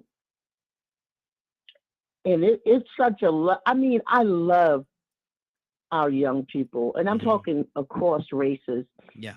But I'm extremely concerned about our young people. And that's when I say that, I'm like Mo. I'm not talking. We know that there's some great young people doing some amazing things. Yes, yes. But we have that group, Raheem, that is wreaking havoc in our communities. And they, like, Willa get on here and say all the time, where she in Chicago, where she lives, how she's just sick and tired of every day. You got young people killing each other every day, or killing, or killing innocent little kid, or killing an older person, or and it seems like even when you try to love on them, there is something that has happened inside a lot of them that they're resistant even to you trying to love on them. So I don't know what the answer is, but maybe somebody in help in on the line does. But I have not given up on our young people. I still talk to them, and I make it a point. I go out of my way to talk to them when I'm in a store, when I'm at the gas station. Hi, baby, how you doing today? You know what I'm saying? And they go like, hey, hey, man, how you? It's like some of them look so angry that you just want to break it with something. And I say, hey, I like them shoes you got on, man, or something to like try to touch them. Does that make sense? Cassandra, do you find sometimes, because I'm a weird fella. Y'all know I'm weird. That's just why I'm weird. But I am too. But I do things outside of the ordinary sometimes. Sometimes if I'm in a mall or something like that, and I see young folks walking around, I strike up a little conversation. And before I leave them, you know what I say to them? I say, I love you, man, or love you, young lady. And and I turn and sometimes I turn and walk away. Sometimes I just sit there and I watch, because it's amazing. It's amazing when you say those, I love you. They don't know how to receive that. Some of them don't know how to receive it. Some of them don't. They're like, whoa, what you mean? What you mean? Nah, bro. Nah, bro. I'm not gay, man. I'm a man. Nah, young lady. I'm not trying to come at you or nothing like that. I'm not trying to. No, I'm just telling you, I love you. And that's all it is. I ain't want nothing, expecting nothing. I'm just saying that to you. But they don't know how to receive it, Cassandra. A lot of times they just don't know how to receive it. But, Raheem, but that's why we need to make it more normal for us to, why can't we talk to our own children? Why? Well, I'm scared of them because they, like in the building where I live, that's what they say all the time. Because, we have the break-ins, the car break-ins and stuff, and, things be happening with the young people. And they always talk about, I don't see nothing in them young folk because they'll hurt y'all. They'll make you kill them or something, But those are our children. I refuse to walk around being afraid of our kids. I'm not afraid of them. Not at all. I'm not afraid. Now, I'll use wisdom. Yeah. But I'm not afraid of them. I refuse to get into that mentality where I have to be afraid of our own young people. Exactly. Toussaint, talk to me, brother, man, because a lot of time I do that, man. And I do that with a lot of people, not just young people. I do that with a lot of people. I'm talking to somebody on the phone. I make sure before I hang up or somebody, love you. And sometimes it takes people aback to be like, whoa, what? Nah, I'm not, I'm first if it's a guy I'm talking to, bro, I ain't gay, man. What you don't even trip like that. Or if it's a young lady, now I got a wife and I'm not trying to move on you. I'm just telling you I love you and hanging up the phone. That's it. But some people just don't know how to receive that. Some people, a lot of the young people definitely don't know how to receive it. Why is that? Well, maybe they didn't have to get it. Do you deal with a lot of young people too? So do you encounter that at all? Well, it's part of my job to show them some love, because it's he said, it says, with love and kindness have I drawn you. Absolutely. That's the way to draw people. I don't care who they are. I don't care what they're doing. It don't make me no difference. People make choices. It is what it is. Life hits everybody. But if you meet them with kindness and love, you're going to see them kind of coming towards the light. Mm-hmm. It's automatic. I mean, really, I remember I see people, evidently people fall off the grid. Mm-hmm. Even in our churches, we have people that, you know, you could tell they be missing Mm-hmm. for a time. Mm-hmm. When they come back or you see them somewhere else, they're hanging out and they're doing their mischief. Mm-hmm. When I see them, wherever they are, I treat them the same way. Mm-hmm. It don't make what you doing out here. That you gonna lose them. Mm-hmm. You Yeah. losing them. Yeah. What you doing smoking that weed? Mm-hmm. You gonna lose them. Yep. You starting off losing. You got that beer from the start. You what you doing with that beer in your hand? I thought you was in the choir. You lose Mm-hmm. them. Mm-hmm. You're done. They done with you. Mm-hmm. But open. You see me. I'm strange too, Raheem. I see somebody. I remember this guy. We was talking outside, and he came and he had a beer in his hand, and he was really tipsy riding that bicycle. I don't know how he kept on the bicycle. Yeah. I said to him as a conversation piece, "You ain't gonna share with me?" Mm-hmm. And what his response was, "Well, you don't want none of that." But he Yeah. started the conversation, and Mm-hmm. instead of him having a bad attitude towards me, I found out that this man, he was a Bible thumper, Mm-hmm. drunk Bible thumper. Mm-hmm. Yeah. Yeah. He was telling me some stuff, man. He says, and I'm like, okay, where I had to say to him, you know, you know that Bible. And so sometimes we look at the acts of people and we treat them the wrong way. Mm-hmm. And we think with our loving self, we got to correct people's lives. You a lie. Mm-hmm. Mm-hmm. Come on. You a lie with your holier than thou self. Exactly. That's why you ever saw somebody that wanted their family saved so bad that all they do is point them out in their wrong, and they cause their family members to hate their guts. Yep. Yep. Hate the side of them coming. Hate the side of them coming.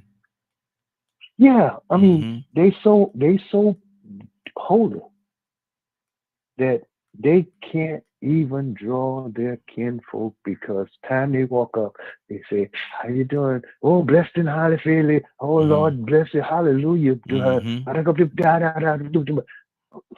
They be like, "Oh, here they come again." Mm-hmm. Stop it. Exactly. You ain't that super saved. Mm-hmm. Mm-hmm. Matter of fact, you done grew up to be a Pharisee and don't even know it. Wow. Crazy stuff. Now, hold on. Ryan, what you mean you got summoned to the boss's office? What you done did, man? I ain't did nothing. He just called me and said, "Come up here quickly." I'll be back in a few minutes. Okay, good deal. Good deal.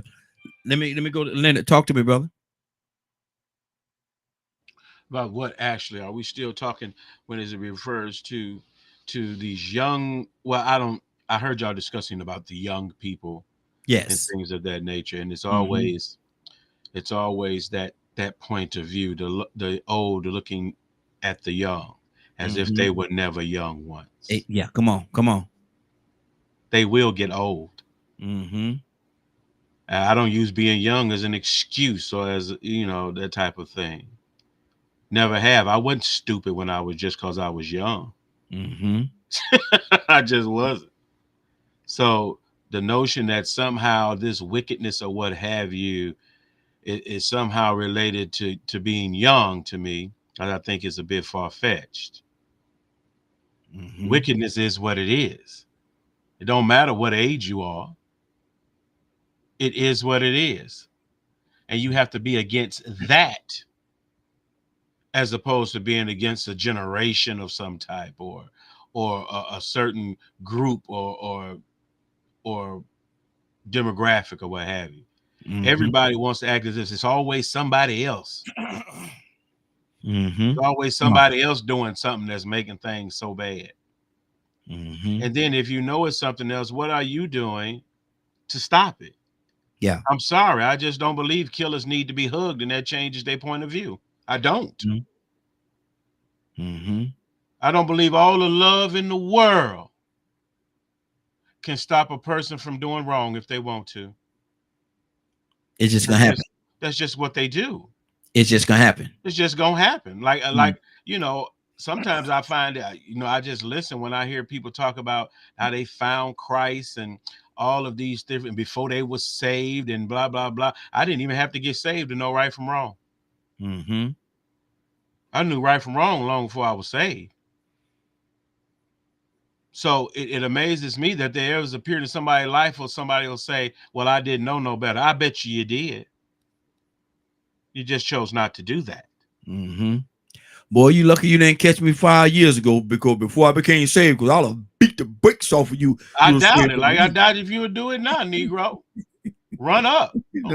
Boasting about how bad you used to be. Man, look at before. You lucky, you lucky I'm saved. Yeah. Lucky I'm saved. Yeah, and it's good for people who remember how those ways were changed if you were that person. That's your testimony, but not your threat. Yeah. You know, I used to be this or I used to be that. That's an accomplishment, obviously, that you were trying to improve and you made it. Okay, you don't do that no more.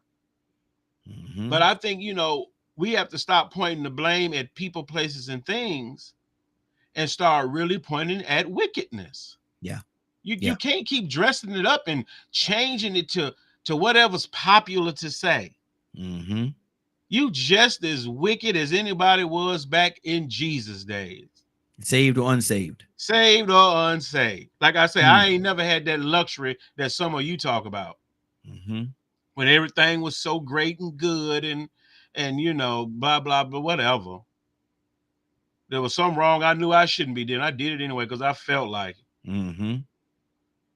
So I don't think back to when I wasn't wrong and when I was innocent, because I don't remember. Wow. 508-924-3521.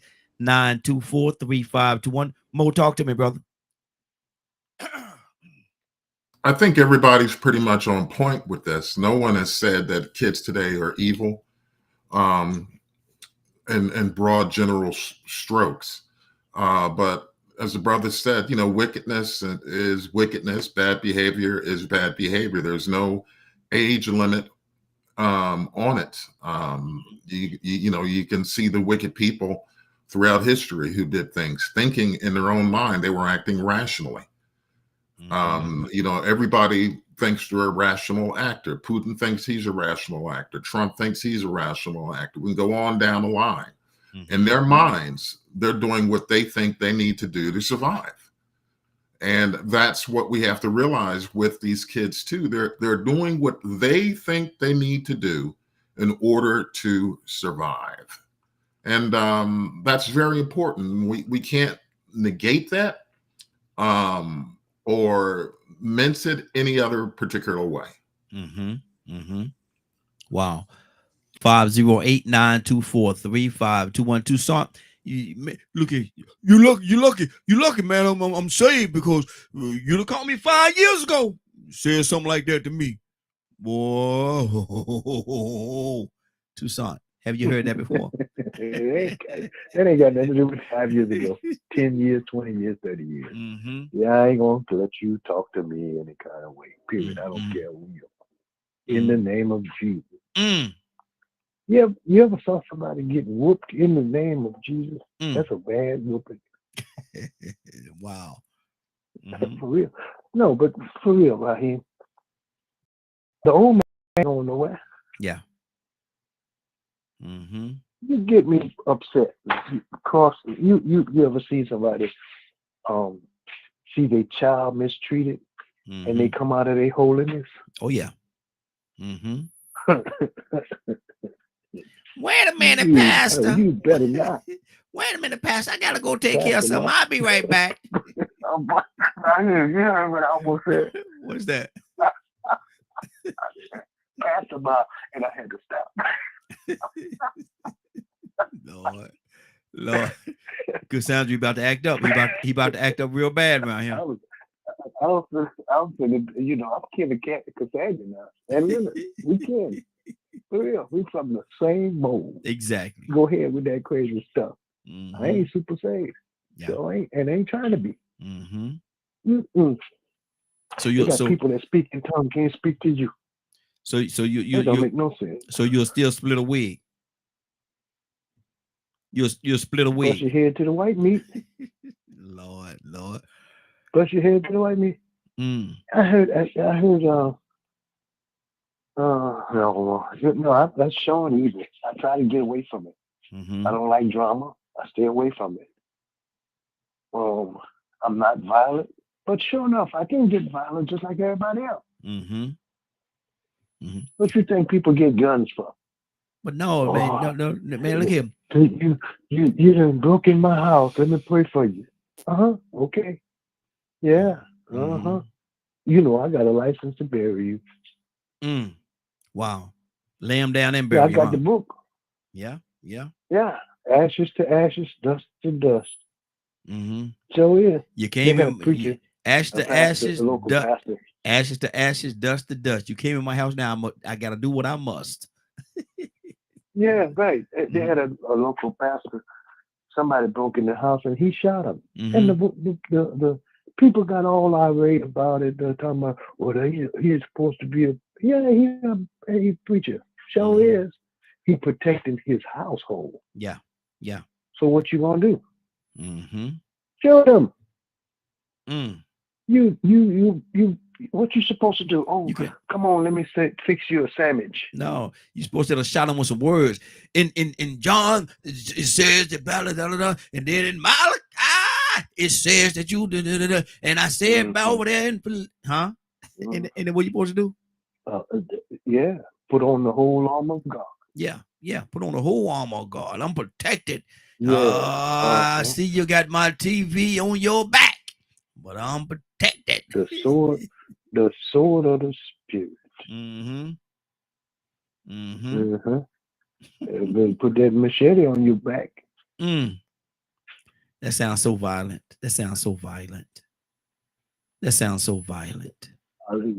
Hallelujah.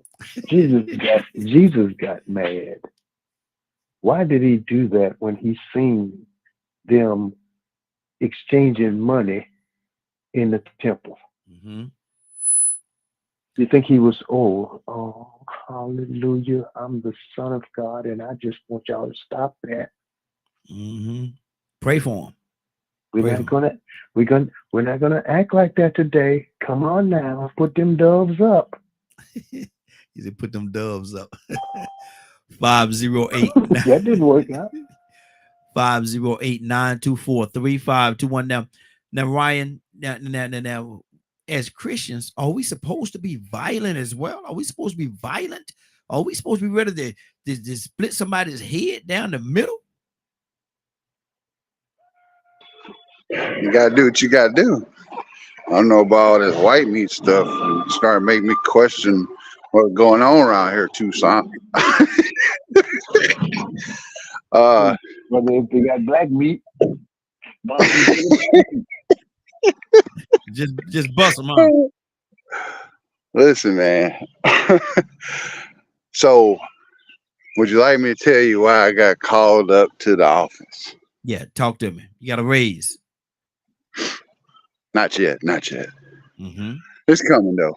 So I hired this gentleman last week from the city. Came out, applied, dressed real nice, spoke real well, like educated, right? Really hard pressed to get this job. Toured him around. So when I do an interview, I show the hardest aspects of what you got to deal with in here. Young man, 23. Go ahead and send him an offer letter. So he goes and does his drug test, going through background. I'm like, sweet. Usually you get that far, you in. Mm-hmm. This man just showed up at the front of my facility, banging on my boss's window Mm-hmm. in a hoodie with his hood up. Can't even see really who it is. So he called me up there to open the door. Mm-hmm. Open the door. He said, hey, completely different human being than who I interviewed last week. Wow. I just walked here to tell you how serious about this job I am. I know that stuff showed up on my background. Stop right there. So you came up here dressed like that, banging on the window, Mm. and you lied to me and said you didn't have nothing on your background. Mm-hmm. I got nothing else to say, bro. Mm-hmm. And he is something wrong. Wow. Something wrong right now. Wow. That's why I got called the boss off. 23 years old. Cocaine. 23 years old. And I'm trying, or I tried to offer him a change. You know what I'm saying? Mm-hmm. So, but he wasn't honest with me. Wow. So I was gonna bring up something earlier. We was talking about violence. The young brother, he's 16 years old in New York. You may have seen him. He just recently got locked up for knocking out a 50-plus-year-old woman at the church. You seen that? No, I hadn't seen that one. No, I ain't seen that one. She was walking up the steps to her church, and he ran up the steps, got in front of her, punched her in the face. She fell down and cracked her head. Good Lord. While on camera, he robbed her and took off. Mm-hmm. He's been arrested 6 other times for basically the same thing. And every time they arrest him, they bring him in. Oh, he's 16. He don't know no better. And they let him go. Mm.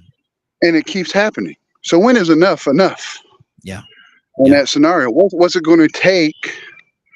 Is someone going to turn around and blow his brains out? Someone's going to catch him slipping, right?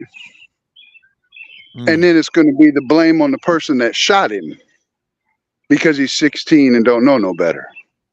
How do you navigate that? Wow. That's one of those things that I have a hard time navigating. I'm gonna go to Cassandra because it sounds like there may be some mental issues going on here as well. Because a normal person, I don't think is gonna continuously do that over and over again. But go ahead, Cassandra. Yeah. I even as Ryan was talking, I heard mental illness. I mean, before, and that's not an excuse because that's not. I mean, everybody doesn't have a mental illness, but for somebody to do that like that, and you walk up, something is not connecting. Something isn't connecting. Once again, let me repeat: I'm not making an excuse for anyone's behavior. Yeah. But it sounds like this particular young man may have something going on with him mentally. So, I hope that they would get him some mental health help. As he needs to pay for whatever he's done, but it sounds like he needs mental health care as well. So, please, y'all, don't write Raheem. I am not saying that people only commit crimes because they're mentally ill. And I'm not even saying that this kid, but when Ryan was talking, immediately I heard mental illness. So, I'm just saying, no excuses. Yeah. I heard that as well. I heard, something is not connecting right. Yeah, something ain't connecting. There's definitely not an excuse, Ryan. Yeah.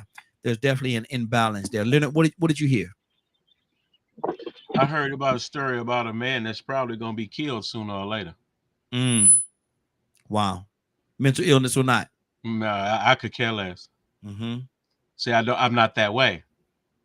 I'm a behavior type of guy.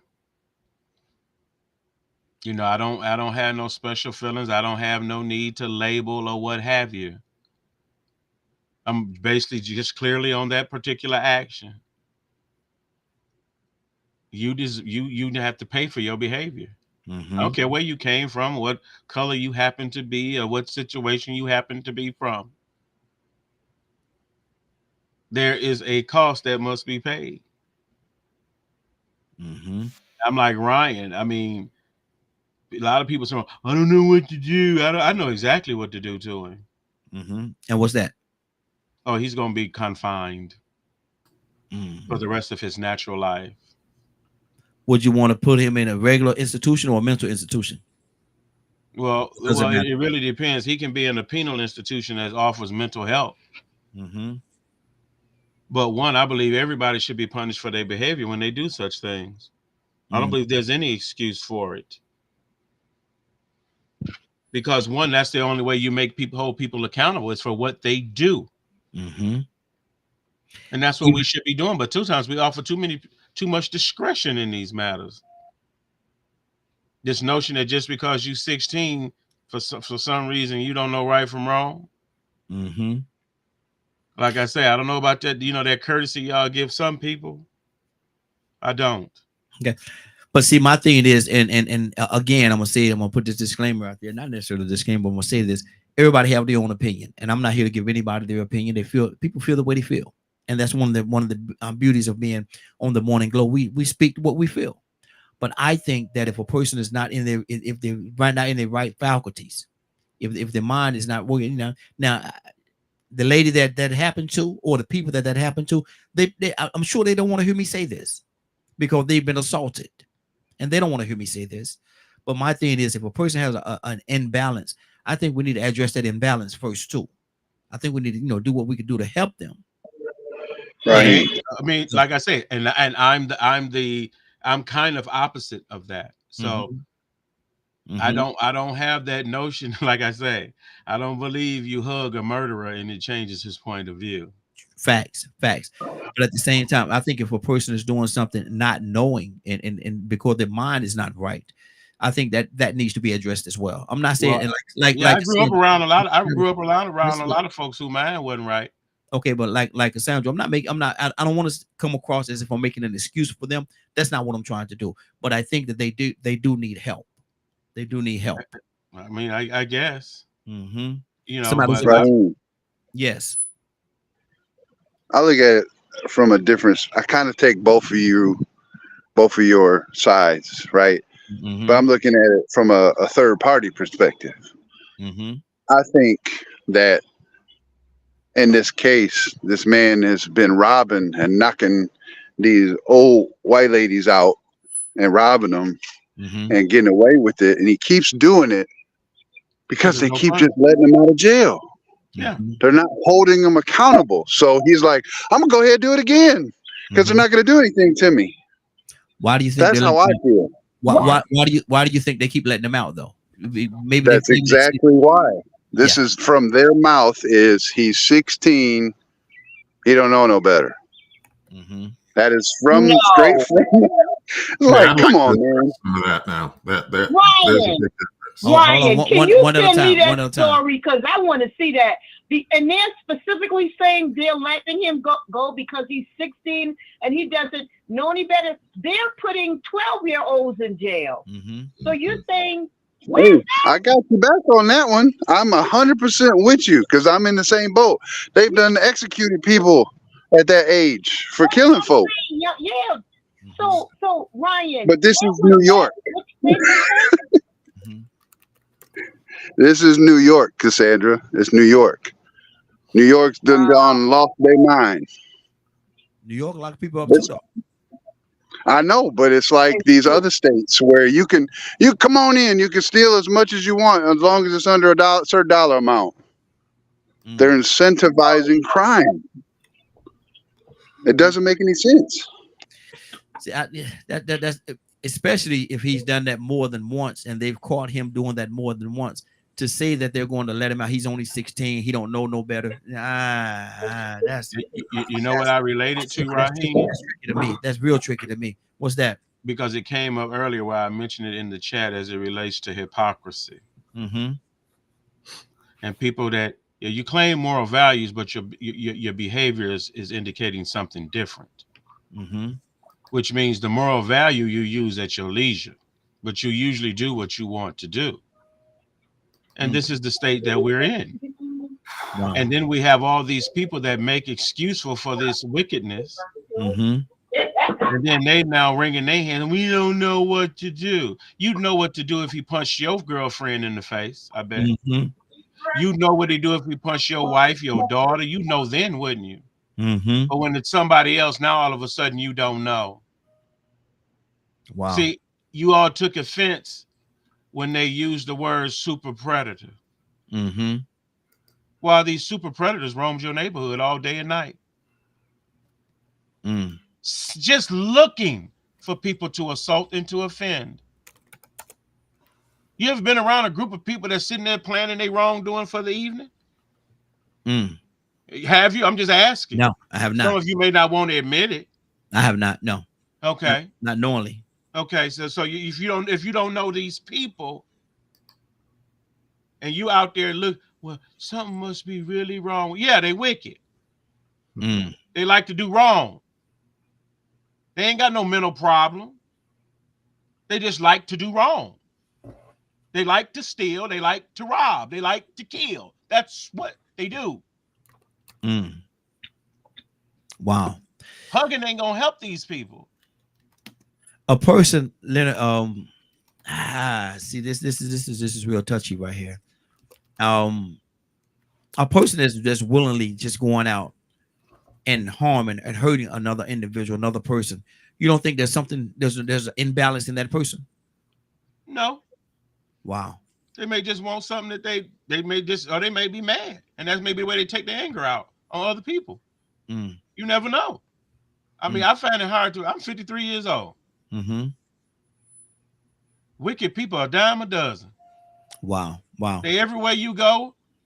You be sitting around minding your own business, and they'll come fooling with you to try to get them to go in to do something wicked.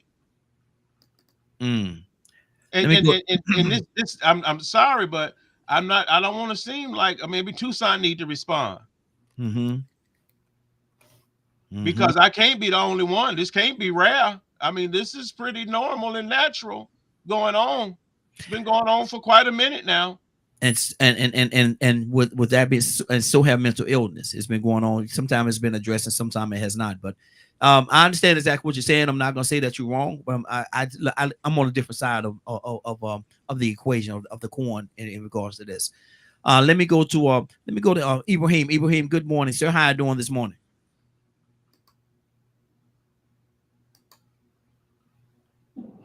Hello. Yeah. Hello. Good morning. Good morning. How are you doing this morning? I'm doing well. What do you do in abundance? There you go.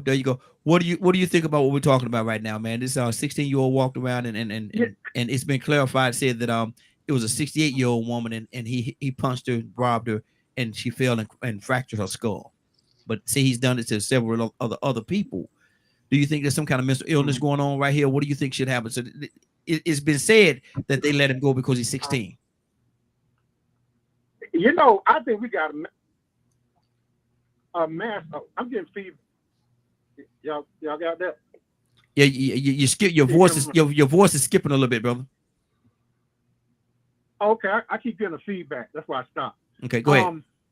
What I believe is we have a mass problem in this country of insanity because of the way media break down things to us today. And I think that we see things in a whole, like I heard Brother Leonard and I heard Brother Ryan. Brother Ryan, I heard him repeatedly say things like this, but like the sister asked him, well, where's this? Where's the evidence? What are you talking about? Where's the whole picture? Because we don't see the whole picture. We don't see both sides or all sides to a situation. We have a prejudice within us that we pontificate. This is what's supposed to be, and this is what's not what it's supposed to be.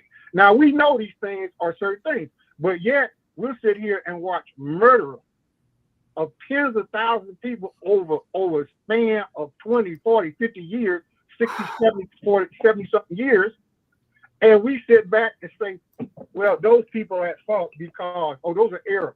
And now we have a situation, we call people anti-Semitic because they're protesting pro-Palestinian. We'll pull out books and show these things and everything. But the one thing we don't have is the humanity for each other. Now, I'm 73. I'm college educated. I've been to Boston University. I'm college educated. I've been on the streets.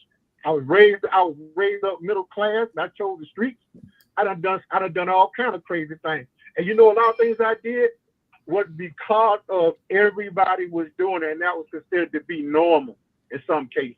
I can tell you the things that was normal in my lifetime is abnormal now. You know, feelings and ideas I have of how I measure things, what happened to me, and the people that are responsible for it, and it could be a collective. And now I can see this collective issue. You know, now it's funny that we're talking about that lady getting beaten in the head, and you know, like I knew, Raheem, look how many people got killed this weekend. Did you keep seeing that video of them guys using some kind of automatic weapon just having a shootout? And there's a victim get killed. Yeah. And not only that, there was another shootout. And then you have people saying, well, gangs are our heroes. You see what I'm saying? That somehow these gangs are things that. And in one word, we got over half the population of voting citizens in the United States are so confused over right and wrong, you know, that it's impossible to gain. It's almost like when I went to college, we were talking about Nazism. It was years and years ago, back in the 80s, late 70s, early 80s. We had a big thing about this. We actually got a Tennessee was barred from this country, the Nazi occupation and how they developed, right? And how all the people bought into this. A lot of people, even some of the Jews bought into it. The early parts of it. You see what I'm saying? Because they were German citizens. The Jews had fought in World War I. They were mad at one Jew because he was a general and he signed the Armistice Treaty. If y'all keep up with history and everything. So this tells me that some things can be a mass insanity or a mass dependence. And we got people now that was, every time you say something or you show an actual problem with somebody did, they'll pull out somebody that got nothing to do with the situation and say, look what he's doing, look what they're doing, and with no evidence because somebody else said this. It's almost like one person says something that spreads all over the country as the truth, no evidence support. And people dying because of this. You know, Georgia don't have a mental illness thing. That's another thing I want to put out. Georgia not have a mental illness program. So we don't know, we don't even have an idea what mental illness is and what mental illness is. But anyway, I like to say this, there's always so many sides of the story is that community-wise and collectively-wise, we have to deal with this direct head-on. Good deal. You know, we got an isolated situation. How the boys with his grandmother? How does he feel about older? I don't know. Okay. And it's not an excuse. That's a fact of what happened. Ibrahim, your music done hit, brother. Hold on. Stay right there. We gotta circle back around to you, brother. Your music done hit. Let me go to Mo. Mo, what's on your heart, brother? Well, it's everything's going back and forth here regarding, you know, the mental illness in the youth. The fact of the matter is that, was it in 2005? They said 1 in 10 young Black boys under the age of 7 have been diagnosed with autism or on the autism spectrum. Mm-hmm. Now they're saying it's about 2 out of 10 young boys. And so what does that say? Well, Black mothers have the highest rate of premature births in this country. Mm-hmm. Prematurity can lead to different things. My twin boys were born premature. One weighed 4 pounds, 5 ounces. The other one weighed 3 pounds, 11 ounces. The one that weighed 3 pounds, 11 ounces was in hospital for the first 8 months of his life at Children's Healthcare. The other one, you know, he was out sooner than that, put on the weight. But that older twin, I've had the most difficulty with. And he's on the spectrum with the ADHD, intermittent explosive disorder, a whole bunch of stuff. And I had to make that decision to get law enforcement involved with him because now he's 19. And he had an episode where he tried to kick in the front door because I wasn't opening it fast enough to get his belongings after he attacked his brother. And so there are very few resources in the community you have to look for them. They're not going to find you. And these young kids are in crises right now, mental health crises, or at the Fulton County Jail. Many of them are not getting their medication because no one has come forward, parents or guardians, to let them know, hey, my child needs this medication. My child should be eligible for counseling while he's in jail. It's a lot headier things. And when these kids go into the justice system is not concerned about their mental welfare or, their well-being. They have to provide some services, but the fact of the matter is, many counties rely on prisoner population, getting that funding in. And you see more and more young people, both young Black men and young Black women, who are been institutionalized because of mental health issues. So we need a little bit more mercy. I'm not saying hold them accountable for their actions.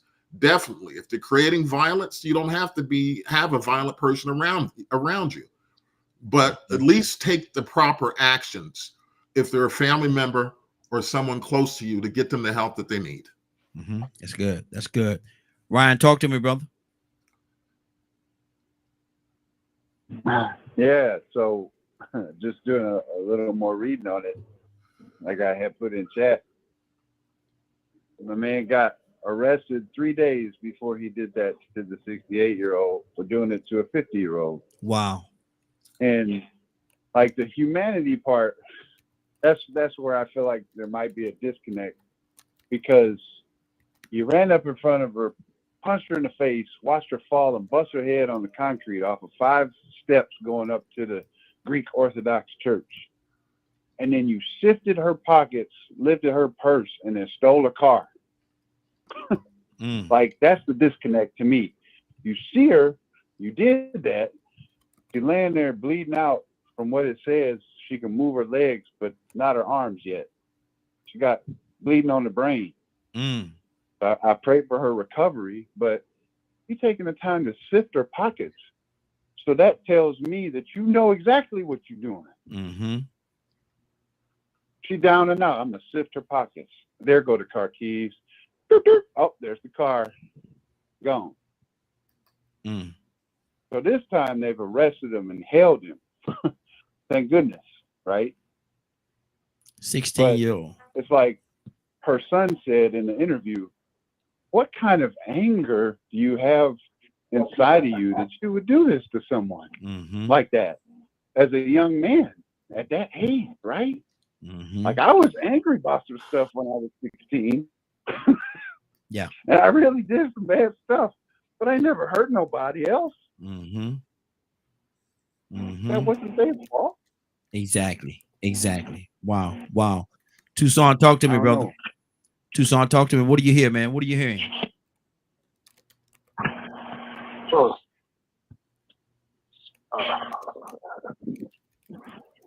stupid. I know Raheem, I'm kind of different guy. I know we used to do some things when we was coming up that was kind of, different. We would take people's newspaper out of their box, newspaper box. We do stuff like that. Just kids having fun. That's what we called it. But it was stupid. That was the level of our stupidity. But there are some things that and you can call it, I don't know if this is the thing that we was talking about, mental illness. But I look at things different. People do things just because they feel like they can. Yep. This is the type of thing that you talk about because of you. How does hate and Christianity tie in to each other? Now, this is the type of behavior that I don't too much care for. I don't know if I would call it hate, but it's kind of close. It's at that point that you abusing the elderly. Yeah. Just because you can. Mm-hmm. And you don't feel no remorse because now you picking they're already down on the ground, and I think that's what I heard. They're bleeding, and you take the time out to pick their pocket and then take their keys to take their. That's stupid. Mm-hmm. That ain't no mental illness. That's just me. Wow. You know what? You know what? Hold on, Tucson. Stay right there. Stay right there for a second. I'm gonna come right back to you because I actually found the clip, and I'm gonna play the clip for everybody. Let me do this before I even play this clip. I want to say that I want to thank what I'm trying to get the channel here. Hold on for a second. I want to do this here before I do this. I want to thank CBS News News 2 out of New York. That's all I can say. I don't see the call letters, but it's CBS 2 News out of New York. We're gonna play this clip, and we'll talk about it after. But give me 1 second. Let me get it set up here. All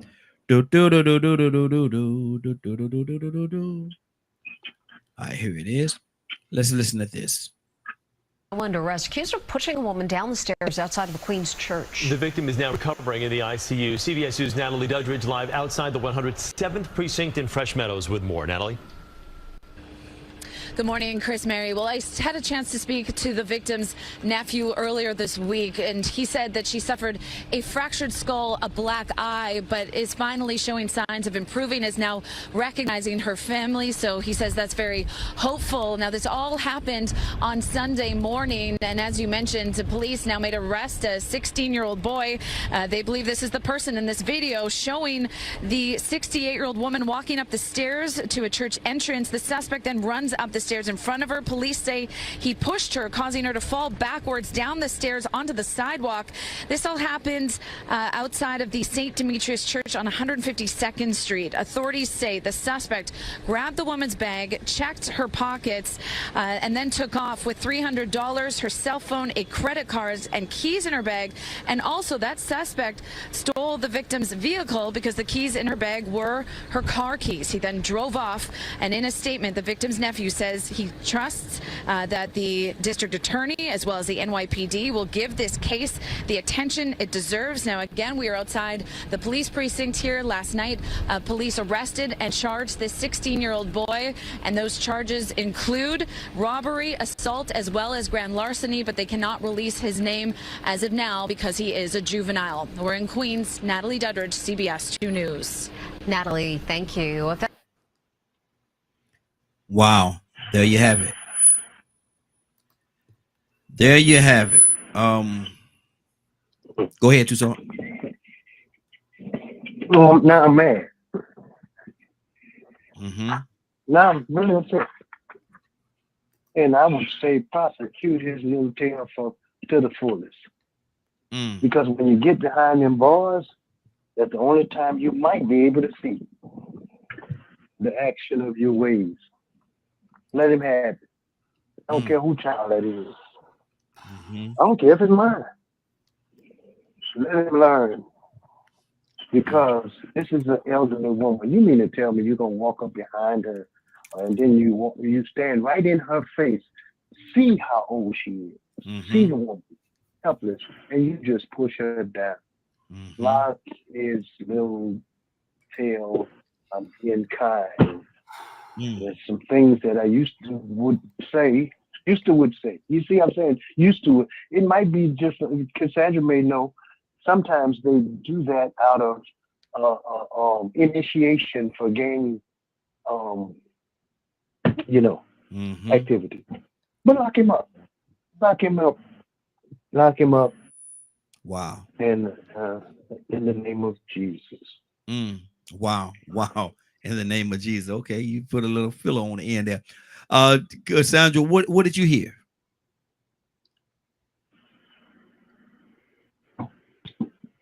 Of course, that he's a troubled.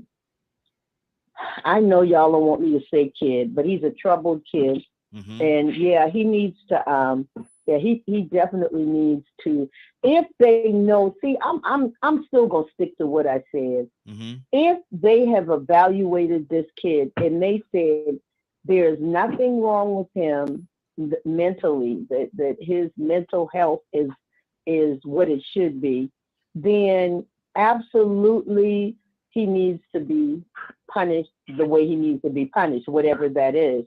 But if there is some form of mental illness going on, I still say that he needs help. Okay, I'm sorry. I don't want to say just, throw him under the bus and, don't let him see the light of day ever again if there's something wrong, because I think we do that a little bit too much. And when I worked in the federal prison system, when I was, teaching there, man, when I tell you the 18-year-old kid with 20 years for dealing drugs, I mean, it was like, what? I just didn't see that. I mean, and maybe I'm just unrealistic, but let me. But, I don't know. Because let me ask you this. Yeah. And I'm with you on that. Like I say, I feel I voiced it earlier that I feel like he should be evaluated and find out what is really going on with him. I do agree with that part. But the violence side of it, how do we stop that? When does that stop? Because this is a 68-year-old woman. She's on her way into the church. And he walk up to her and push her down, and you can see him going, pick up a pocketbook, going through her pockets on a coat and everything. All that you can see all that. You can see all that. When does the violence stop though? She didn't deserve that. She didn't deserve that. Okay, let's just say he's evil. If he's just plain evil, then it's not going to stop until the evil is dealt with. And that means still getting him some type of spiritual help or something so that his mindset change. See, either way it goes, Raheem, whether if he's mentally fit, then it's something wrong. Then he needs to be, he needs an exorcism or whatever, or somebody to still counsel him, because if that type of violence is in him, that's still going to be dangerous to anybody if he gets out ever again. So can we, I'm just saying, figure out what is wrong with him and not just throw him in I almost said something, not just throw him in a cell and throw away the key. We're doing that too much with young people. We're doing that too much. The way to remedy it is to throw them in jail. Come on now. Wow. And when they get out, guess what has happened? They have been prisonized. That's the word I use. They've been prisonized. Okay. They've been raped. They've been mentally abused. And okay, I'm gonna stop because I'm about to get on my soapbox when it comes to prison and the effect that it has on people. But I know a lot of people believe just throw them in the jail and throw away the key. A lot of people feel that way. That's their solution. Yeah, that's their solution. Let's keep Ryan, talk to me, brother. I found the clip, man. I played the clip. We watched the clip. What's next? What is next? That's the question of the year, ain't it? What's next? Yeah. What's next is I don't know. Did you look, because you played the article that I was just reading through. Did you look at his face? They can't say his name, but they put his picture out there. Like when I look at his face, it's just like, at 1,000-yard stare they say people get when you a killer. That's what I see in his face, and it breaks my heart because he's so young. And now, if they hit him with all these charges, did it make you think, Ryan, for a second? Did it make you think, even just for a second, how did he get there? Oh, of course, that happens to me every time. What happened? What happened? Because at 16, you shouldn't even be thinking about that, right? Yeah. You should be thinking about school or sports or something.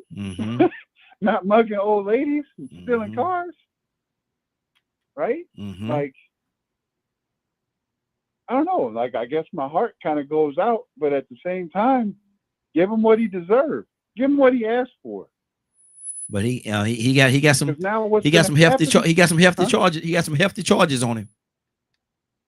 Yeah, he does. And what does that look like in the long run? Because you used to be a CO. I used to be a CO. Yeah. I don't know if you ever did any intakes. Yeah. On people who flipped from juvie to coming in. Yep. Yep. To adult time, but you know what's going to happen to him. Mm-hmm. He's a victim. He's either going to get clicked up. He's a victim. Be somebody's baby. Mm-hmm. And his whole life going to get even worse. Yep. He's definitely based a off victim. those decisions, that he might even become institutionalized. Mm-hmm. And to me, that's a hard pill to swallow for someone so young. Mm-hmm. And the only thing we can hope for is that on the inside, one of them OGs pick him up, pull him to the side, and try and mentor him for a venture. Hey, when you get out of here, you got to change. Mm-hmm. Don't be like me, because there's plenty of cats like that locked up right now. That their heart goes out to these young guys because they don't want to see them go through the things that they went through. I've witnessed it myself, being a CO. Exactly. Wow. It's a lot tied into that thing, man. It's a lot tied into that thing, man. And some people listening in might say, well, why are y'all concentrating so much on him? There was a victim, and the young lady, 68 years old, she was the victim. And absolutely. And I'm not saying, and like I said earlier, she certainly, without a doubt, without even a shadow of a doubt, without even blinking my eyes, she did not deserve that. She did not deserve that. Only thing she was doing was trying to go to church. And have somebody on the stoops of the church come and run around her and push her down. She fall on the ground, crack her skull and all kind of things, man. She's laying there at 68 years old in excruciating pain. And to have him to grab her pocketbook, go through a pocketbook, grab it, go through her coat pockets, grab her keys, go hit the little button on the keys and find the car and get in her car while she's laying on the ground, possibly dying. And he start a car up and drive off and leave her there. Leonard, that's a lot, brother. That's a lot. I mean, what y'all want to do? Leonard, you're the judge in this matter. What do we do? Oh, he gonna give me 15. He gonna get the state 15. Wow. And we're not talking about it. We're not discussing it. Strictly based on the facts. Mm-hmm. Wow. I would really love if he had an intent to find out if maybe he had some type of weapon on him, so I could give him the weapons charge as well and make it an armed robbery. Well, you hit him pretty hard, ain't you? I'm gonna hit him as hard as that lady hit that concrete.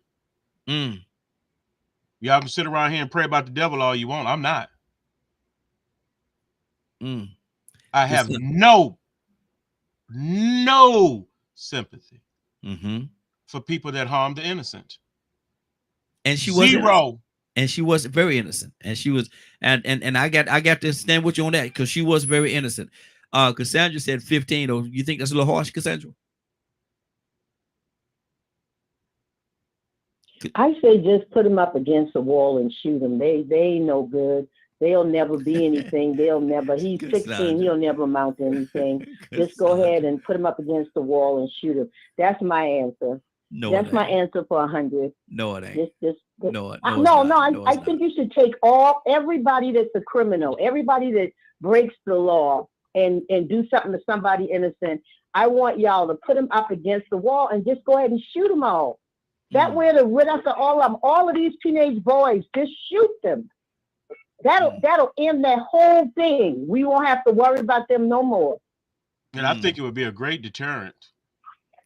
Oh, wow. I know you do. And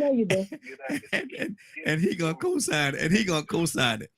Hold on for a minute. Let me go to Ibrahim. Ibrahim in Tucson. Come, we're gonna close it out with you, brother. Ibrahim, what's on your heart? What do you think should happen to this young man? I think, really, I think. Oh, Ibrahim, come on now. Come on, Ibrahim. You laughing, so I know you about to say something. Go ahead. No. I agree with Leonard on part of that. Thank God we got a republic, we got democracy, and that people that know that laws are can be changed at any moment and flexible to certain groups of people, right? Mm-hmm. However, I think the man should get a constructive sentence with time attached to it, with some type of rehab program or some type of program that will help them adjust his affairs in life, right? Because like, just like y'all was saying, or the other brother was saying, like being a CO, I worked in prison with men my age and younger, right? I was some of the most horrible people that you could ever possibly see, one of the worst prisons in the United States. And I'll tell you one thing though, out of some of the worst people, you find some of the best people and moral character people in the world, you know, at the same time. But in their mind, from what they did, they thought that it was necessary to do what they did. Why they let you go to jail and then tell you you can't? Oh, and what you mean change? I'm sorry. But in some cases, right, there's redemption. People can redeem themselves. There's a second chance, especially as a Muslim. And then I hear people that declare themselves Christians or Jewish or Hindu. There is a redemption. There's some kind of process of redemption that a person can gain by changing his life and changing what he does. I've seen that happen. Some of the worst people, you know. And then at the same time, I think that mass hysteria inflates things. We have a mass hysteria because we'll take one case like happened in Chicago, where this guy, a police officer, was killed on his way home, and we're inflated so much that all police in danger. The police department all over the country, the police union all over the country will say, "Look and see what happened to our police officers," because they have more than once in more different places, right, in the last couple of years. But however, you know, we will ignore the fact that our police officers are untrained, and we'll react just like any other citizen, any other human being. They will react at any moment to where they think they can react and get away with what they can do, or under their job, irregardless of any humanity. And some people will counteract that and then choose a more humane prospect to do what he's supposed to do. Good deal. So Good I deal. think that a lot of times that we take sides and make decisions when there's no side to take. There's only one side, that's the human side, you know, to take. There's one side to choose life over death. You know what I mean? There's one side to choose a person has some kind of freedom and responsibility self, and when he commits a crime or a crime that the state calls a crime, it should be some type of punishment. Good deal. So Ibrahim, let me ask you this question. Ibrahim, let me ask you this question. Do you think he should get some time, or should he get mental evaluation and some sort of a mental health? I think you should get all the above. Okay. And I think should be a constructive citizen. You know, a lot of people don't even have trades or trade skills, and they won't even get it. There's so many jobs. I hate people say there ain't no job. All you need is a minor skill, a minor trade skill. You know, not the pretty skill everybody should sit in the office and get paid all this money, or you play with a game with the current cryptocurrency or stock, which is bullshit. It's a game. Yeah, right? Exactly. But you can work with commodities. You can work in the farm. Farm is more technical than anything else right now. Good you deal. can raise crops. You can feed yourself. Stay right there. Stay right there, money Ibrahim. We got to go. I got to go hit 2 songs. Then we're gonna get on out of here, man. I'm looking at the clock. It's time to go, man. But like this is a tough topic. This is a tough topic, and how tough do you get? How tough do you react to a situation like this? I'm looking at that episode with Judge Mathis, and he said, "Yeah, there's a such thing as tough love, but the only thing I'm seeing is tough. I ain't seeing no love. So where's the love in this? We start off talking about love. A topic this morning that we started off with was talking about love. We talked about love. Is there any love in this equation that we're talking about right now? Tucson, what's on your heart, brother?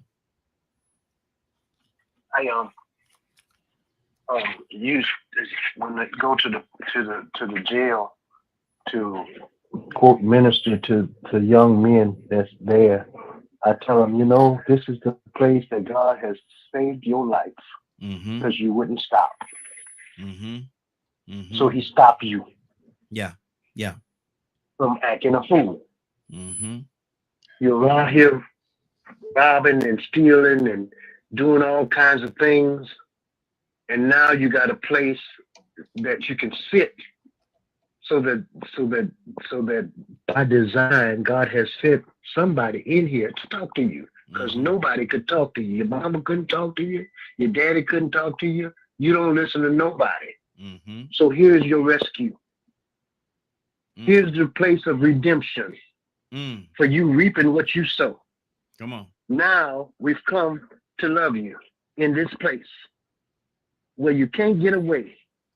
Prison is a captured audience. They got people talking about, well, I ain't got nowhere to preach. I ain't got nowhere to teach. I can't, nobody, my pastor won't let me preach nothing. Well, go to the jail. You got a captured audience. They ain't going nowhere. Yeah. Well, go talk to them.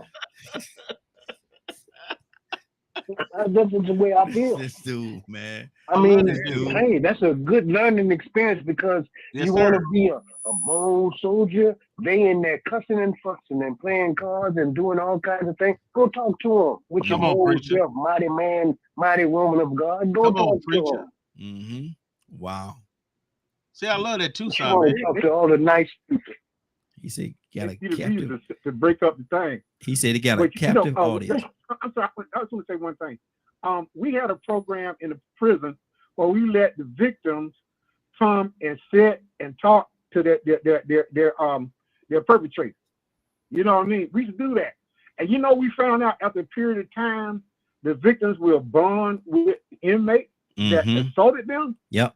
I kid you not. It's to see such a beautiful thing, and we'll even help them get out of jail or help them try to change their life around. And that was a good success rate, and it's crazy that we think of the most drastic terms to deal with people. We don't want that for ourselves. And yes, if somebody killed my mother, my wife, a 70-year-old woman or a 60-year-old woman, something like that, or my sisters, or my brother, I'm gonna take revenge. That's illegal. I'm gonna do it because that's what's in my heart. However, but if they go to trial, I'm gonna sit and wait and see how the trial portrays, see what all the problems was. One is I'm thinking, that is the latter I'm thinking, and the first I'm reacting. Good deal. I choose to react at certain times about certain things. That's how I was raised, right? But when given a chance, I would choose to think it out. I learned not to just kill people and label everybody as one thing, right? But I also learned discernment as well, and I would Ibrahim, a better angel, as Obama said, to do the right thing. Okay, Ibrahim, we got to get out of here, man. I'm gonna give everybody a 1 minute. If you have something you want to say on this topic before we end, 1 minute, because we got to get out of here. It's 10:10 already. So anybody else have anything they want to say before we get out of here? My bad, Raheem. I didn't mean to steer the course off the topic. No, actually, it lined up because it rolls right into the love conversation that was having. So yeah, it fits. Yeah. I want to stay this long if it didn't fit. I wouldn't say. I'll say okay, let's move back to our topic. But yeah, that's that's good. That's good because a lot of times we got to check our own hearts, man. What is wrong with Leonard over there? What is wrong with Leonard? I love people, man.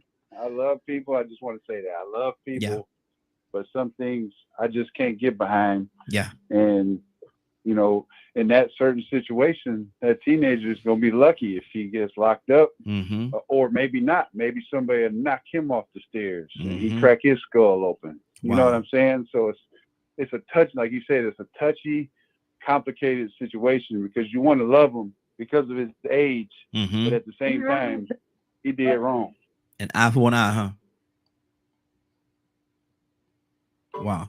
Let me do this. Let me go to Cassandra. Cassandra, somebody been listening to this broadcast. Cassandra said, "Oh my God, I missed some of that. I missed some of that. I wish there was a way these good people would allow me to see this thing or hear this thing again in its entirety." Cassandra, are we gonna be good people and we're gonna give them an opportunity to do that? Absolutely not. We're going to put them against the wall and we're going to shoot them because that is what we do with people.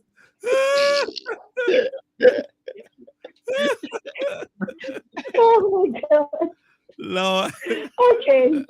If you have missed this show and would like to see it in its entirety or hear it, You can tune in at 3 p.m. Eastern Standard Time to DKMMediaGroup.com.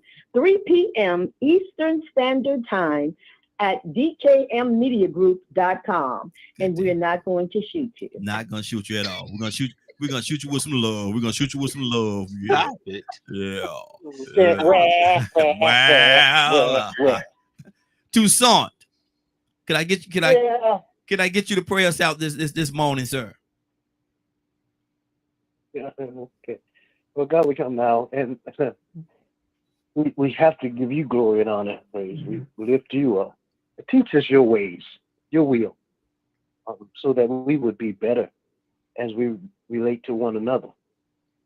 Give us the type of love, agape love, that you have for us, that we should have for one another. Guide us with your word, then let your word be a lamp to our feet and a light to our path. God, we ask that you would special blessing for our youth and young. Yes. We ask that you give them the things that they need so they may be productive in this society. Bless us as we continue to go through this day. Enable us to let our light so shine that men see good works in us, but you get glory. Pray it all in the name of Jesus Christ. Amen. Amen.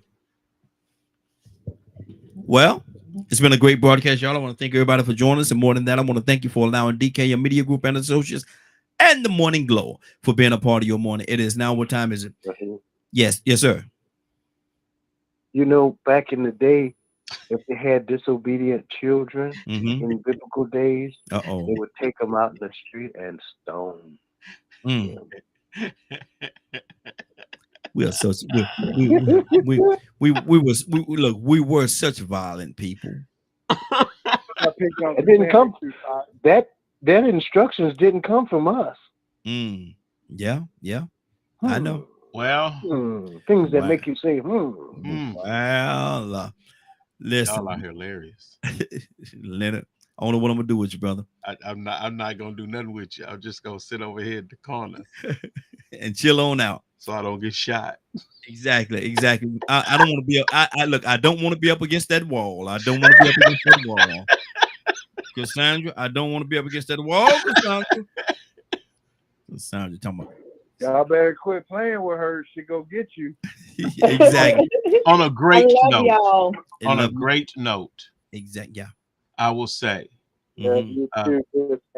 prayers and blessings for Mr. David Scott, who is a young man whom we're helping get out of prison.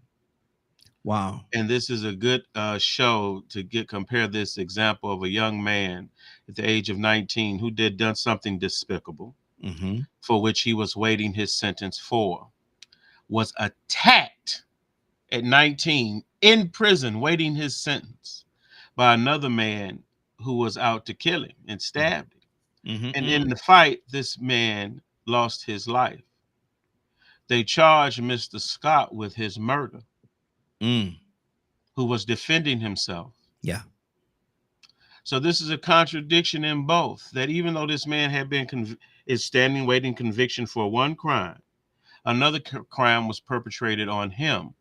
And this stigma that was attached to him. Now, this brother now has done over 29 years in prison. Wow. Well, definitely have served for the crime he has committed and what have you. And we didn't feel, and God put it on his heart to intervene in his situation. So he will be released shortly. Praise God. So this is not a matter of just kill him. There has to be a rationale. It has to be applied fairly across the board. We have gone too far with making it too easy for people to continue to do wrong. And then we wonder why we get to where we act. Just remember, it's okay to judge if you yourself will be judged by the same. Exactly. That's good. 508. Oh, I'm giving the number. We're going to get out of here. I'm giving the number, Lord Jesus. We ain't gonna get the number right now. We ain't gonna get them because I'm gonna tell people to call in on that one, man. Because that's a good one right there, man. That's a good one. We need to do another broadcast on that, but we can't do it right now though. It's time to go. Anyway, I want to thank everybody for joining us and more than that. I want to thank you for allowing DKM Media Group and Associates and the Morning Glow for being a part of your morning. It is now 10:17. You're about to exit the Morning Glow, but before you go, I want you to do me. One, I want you to continue to pray for us because we are certainly praying for each and every one of you. Number two, why this is real simple, I want you to go out there, find somebody, and give them a hug because you never know. It could be the only hug that they get, or it could very well be their last. Love you, and ain't nothing you can do about it. Have a great day and a better tomorrow. That we shine some of this light on you from the Morning Glow. Take it out there into this wicked and cruel world that we live in, and let your light so shine. If you get an opportunity, give somebody some love. You just might find some love in return. Won't that be a beautiful thing? Have a great day. Take care of each other, and please, please, please be blessed. Talk to you tomorrow morning if God says the same. Give somebody some love and truth. They would appreciate it, and I'm sure that you will as well. Have a great day, y'all. Talk to you tomorrow. Love ya.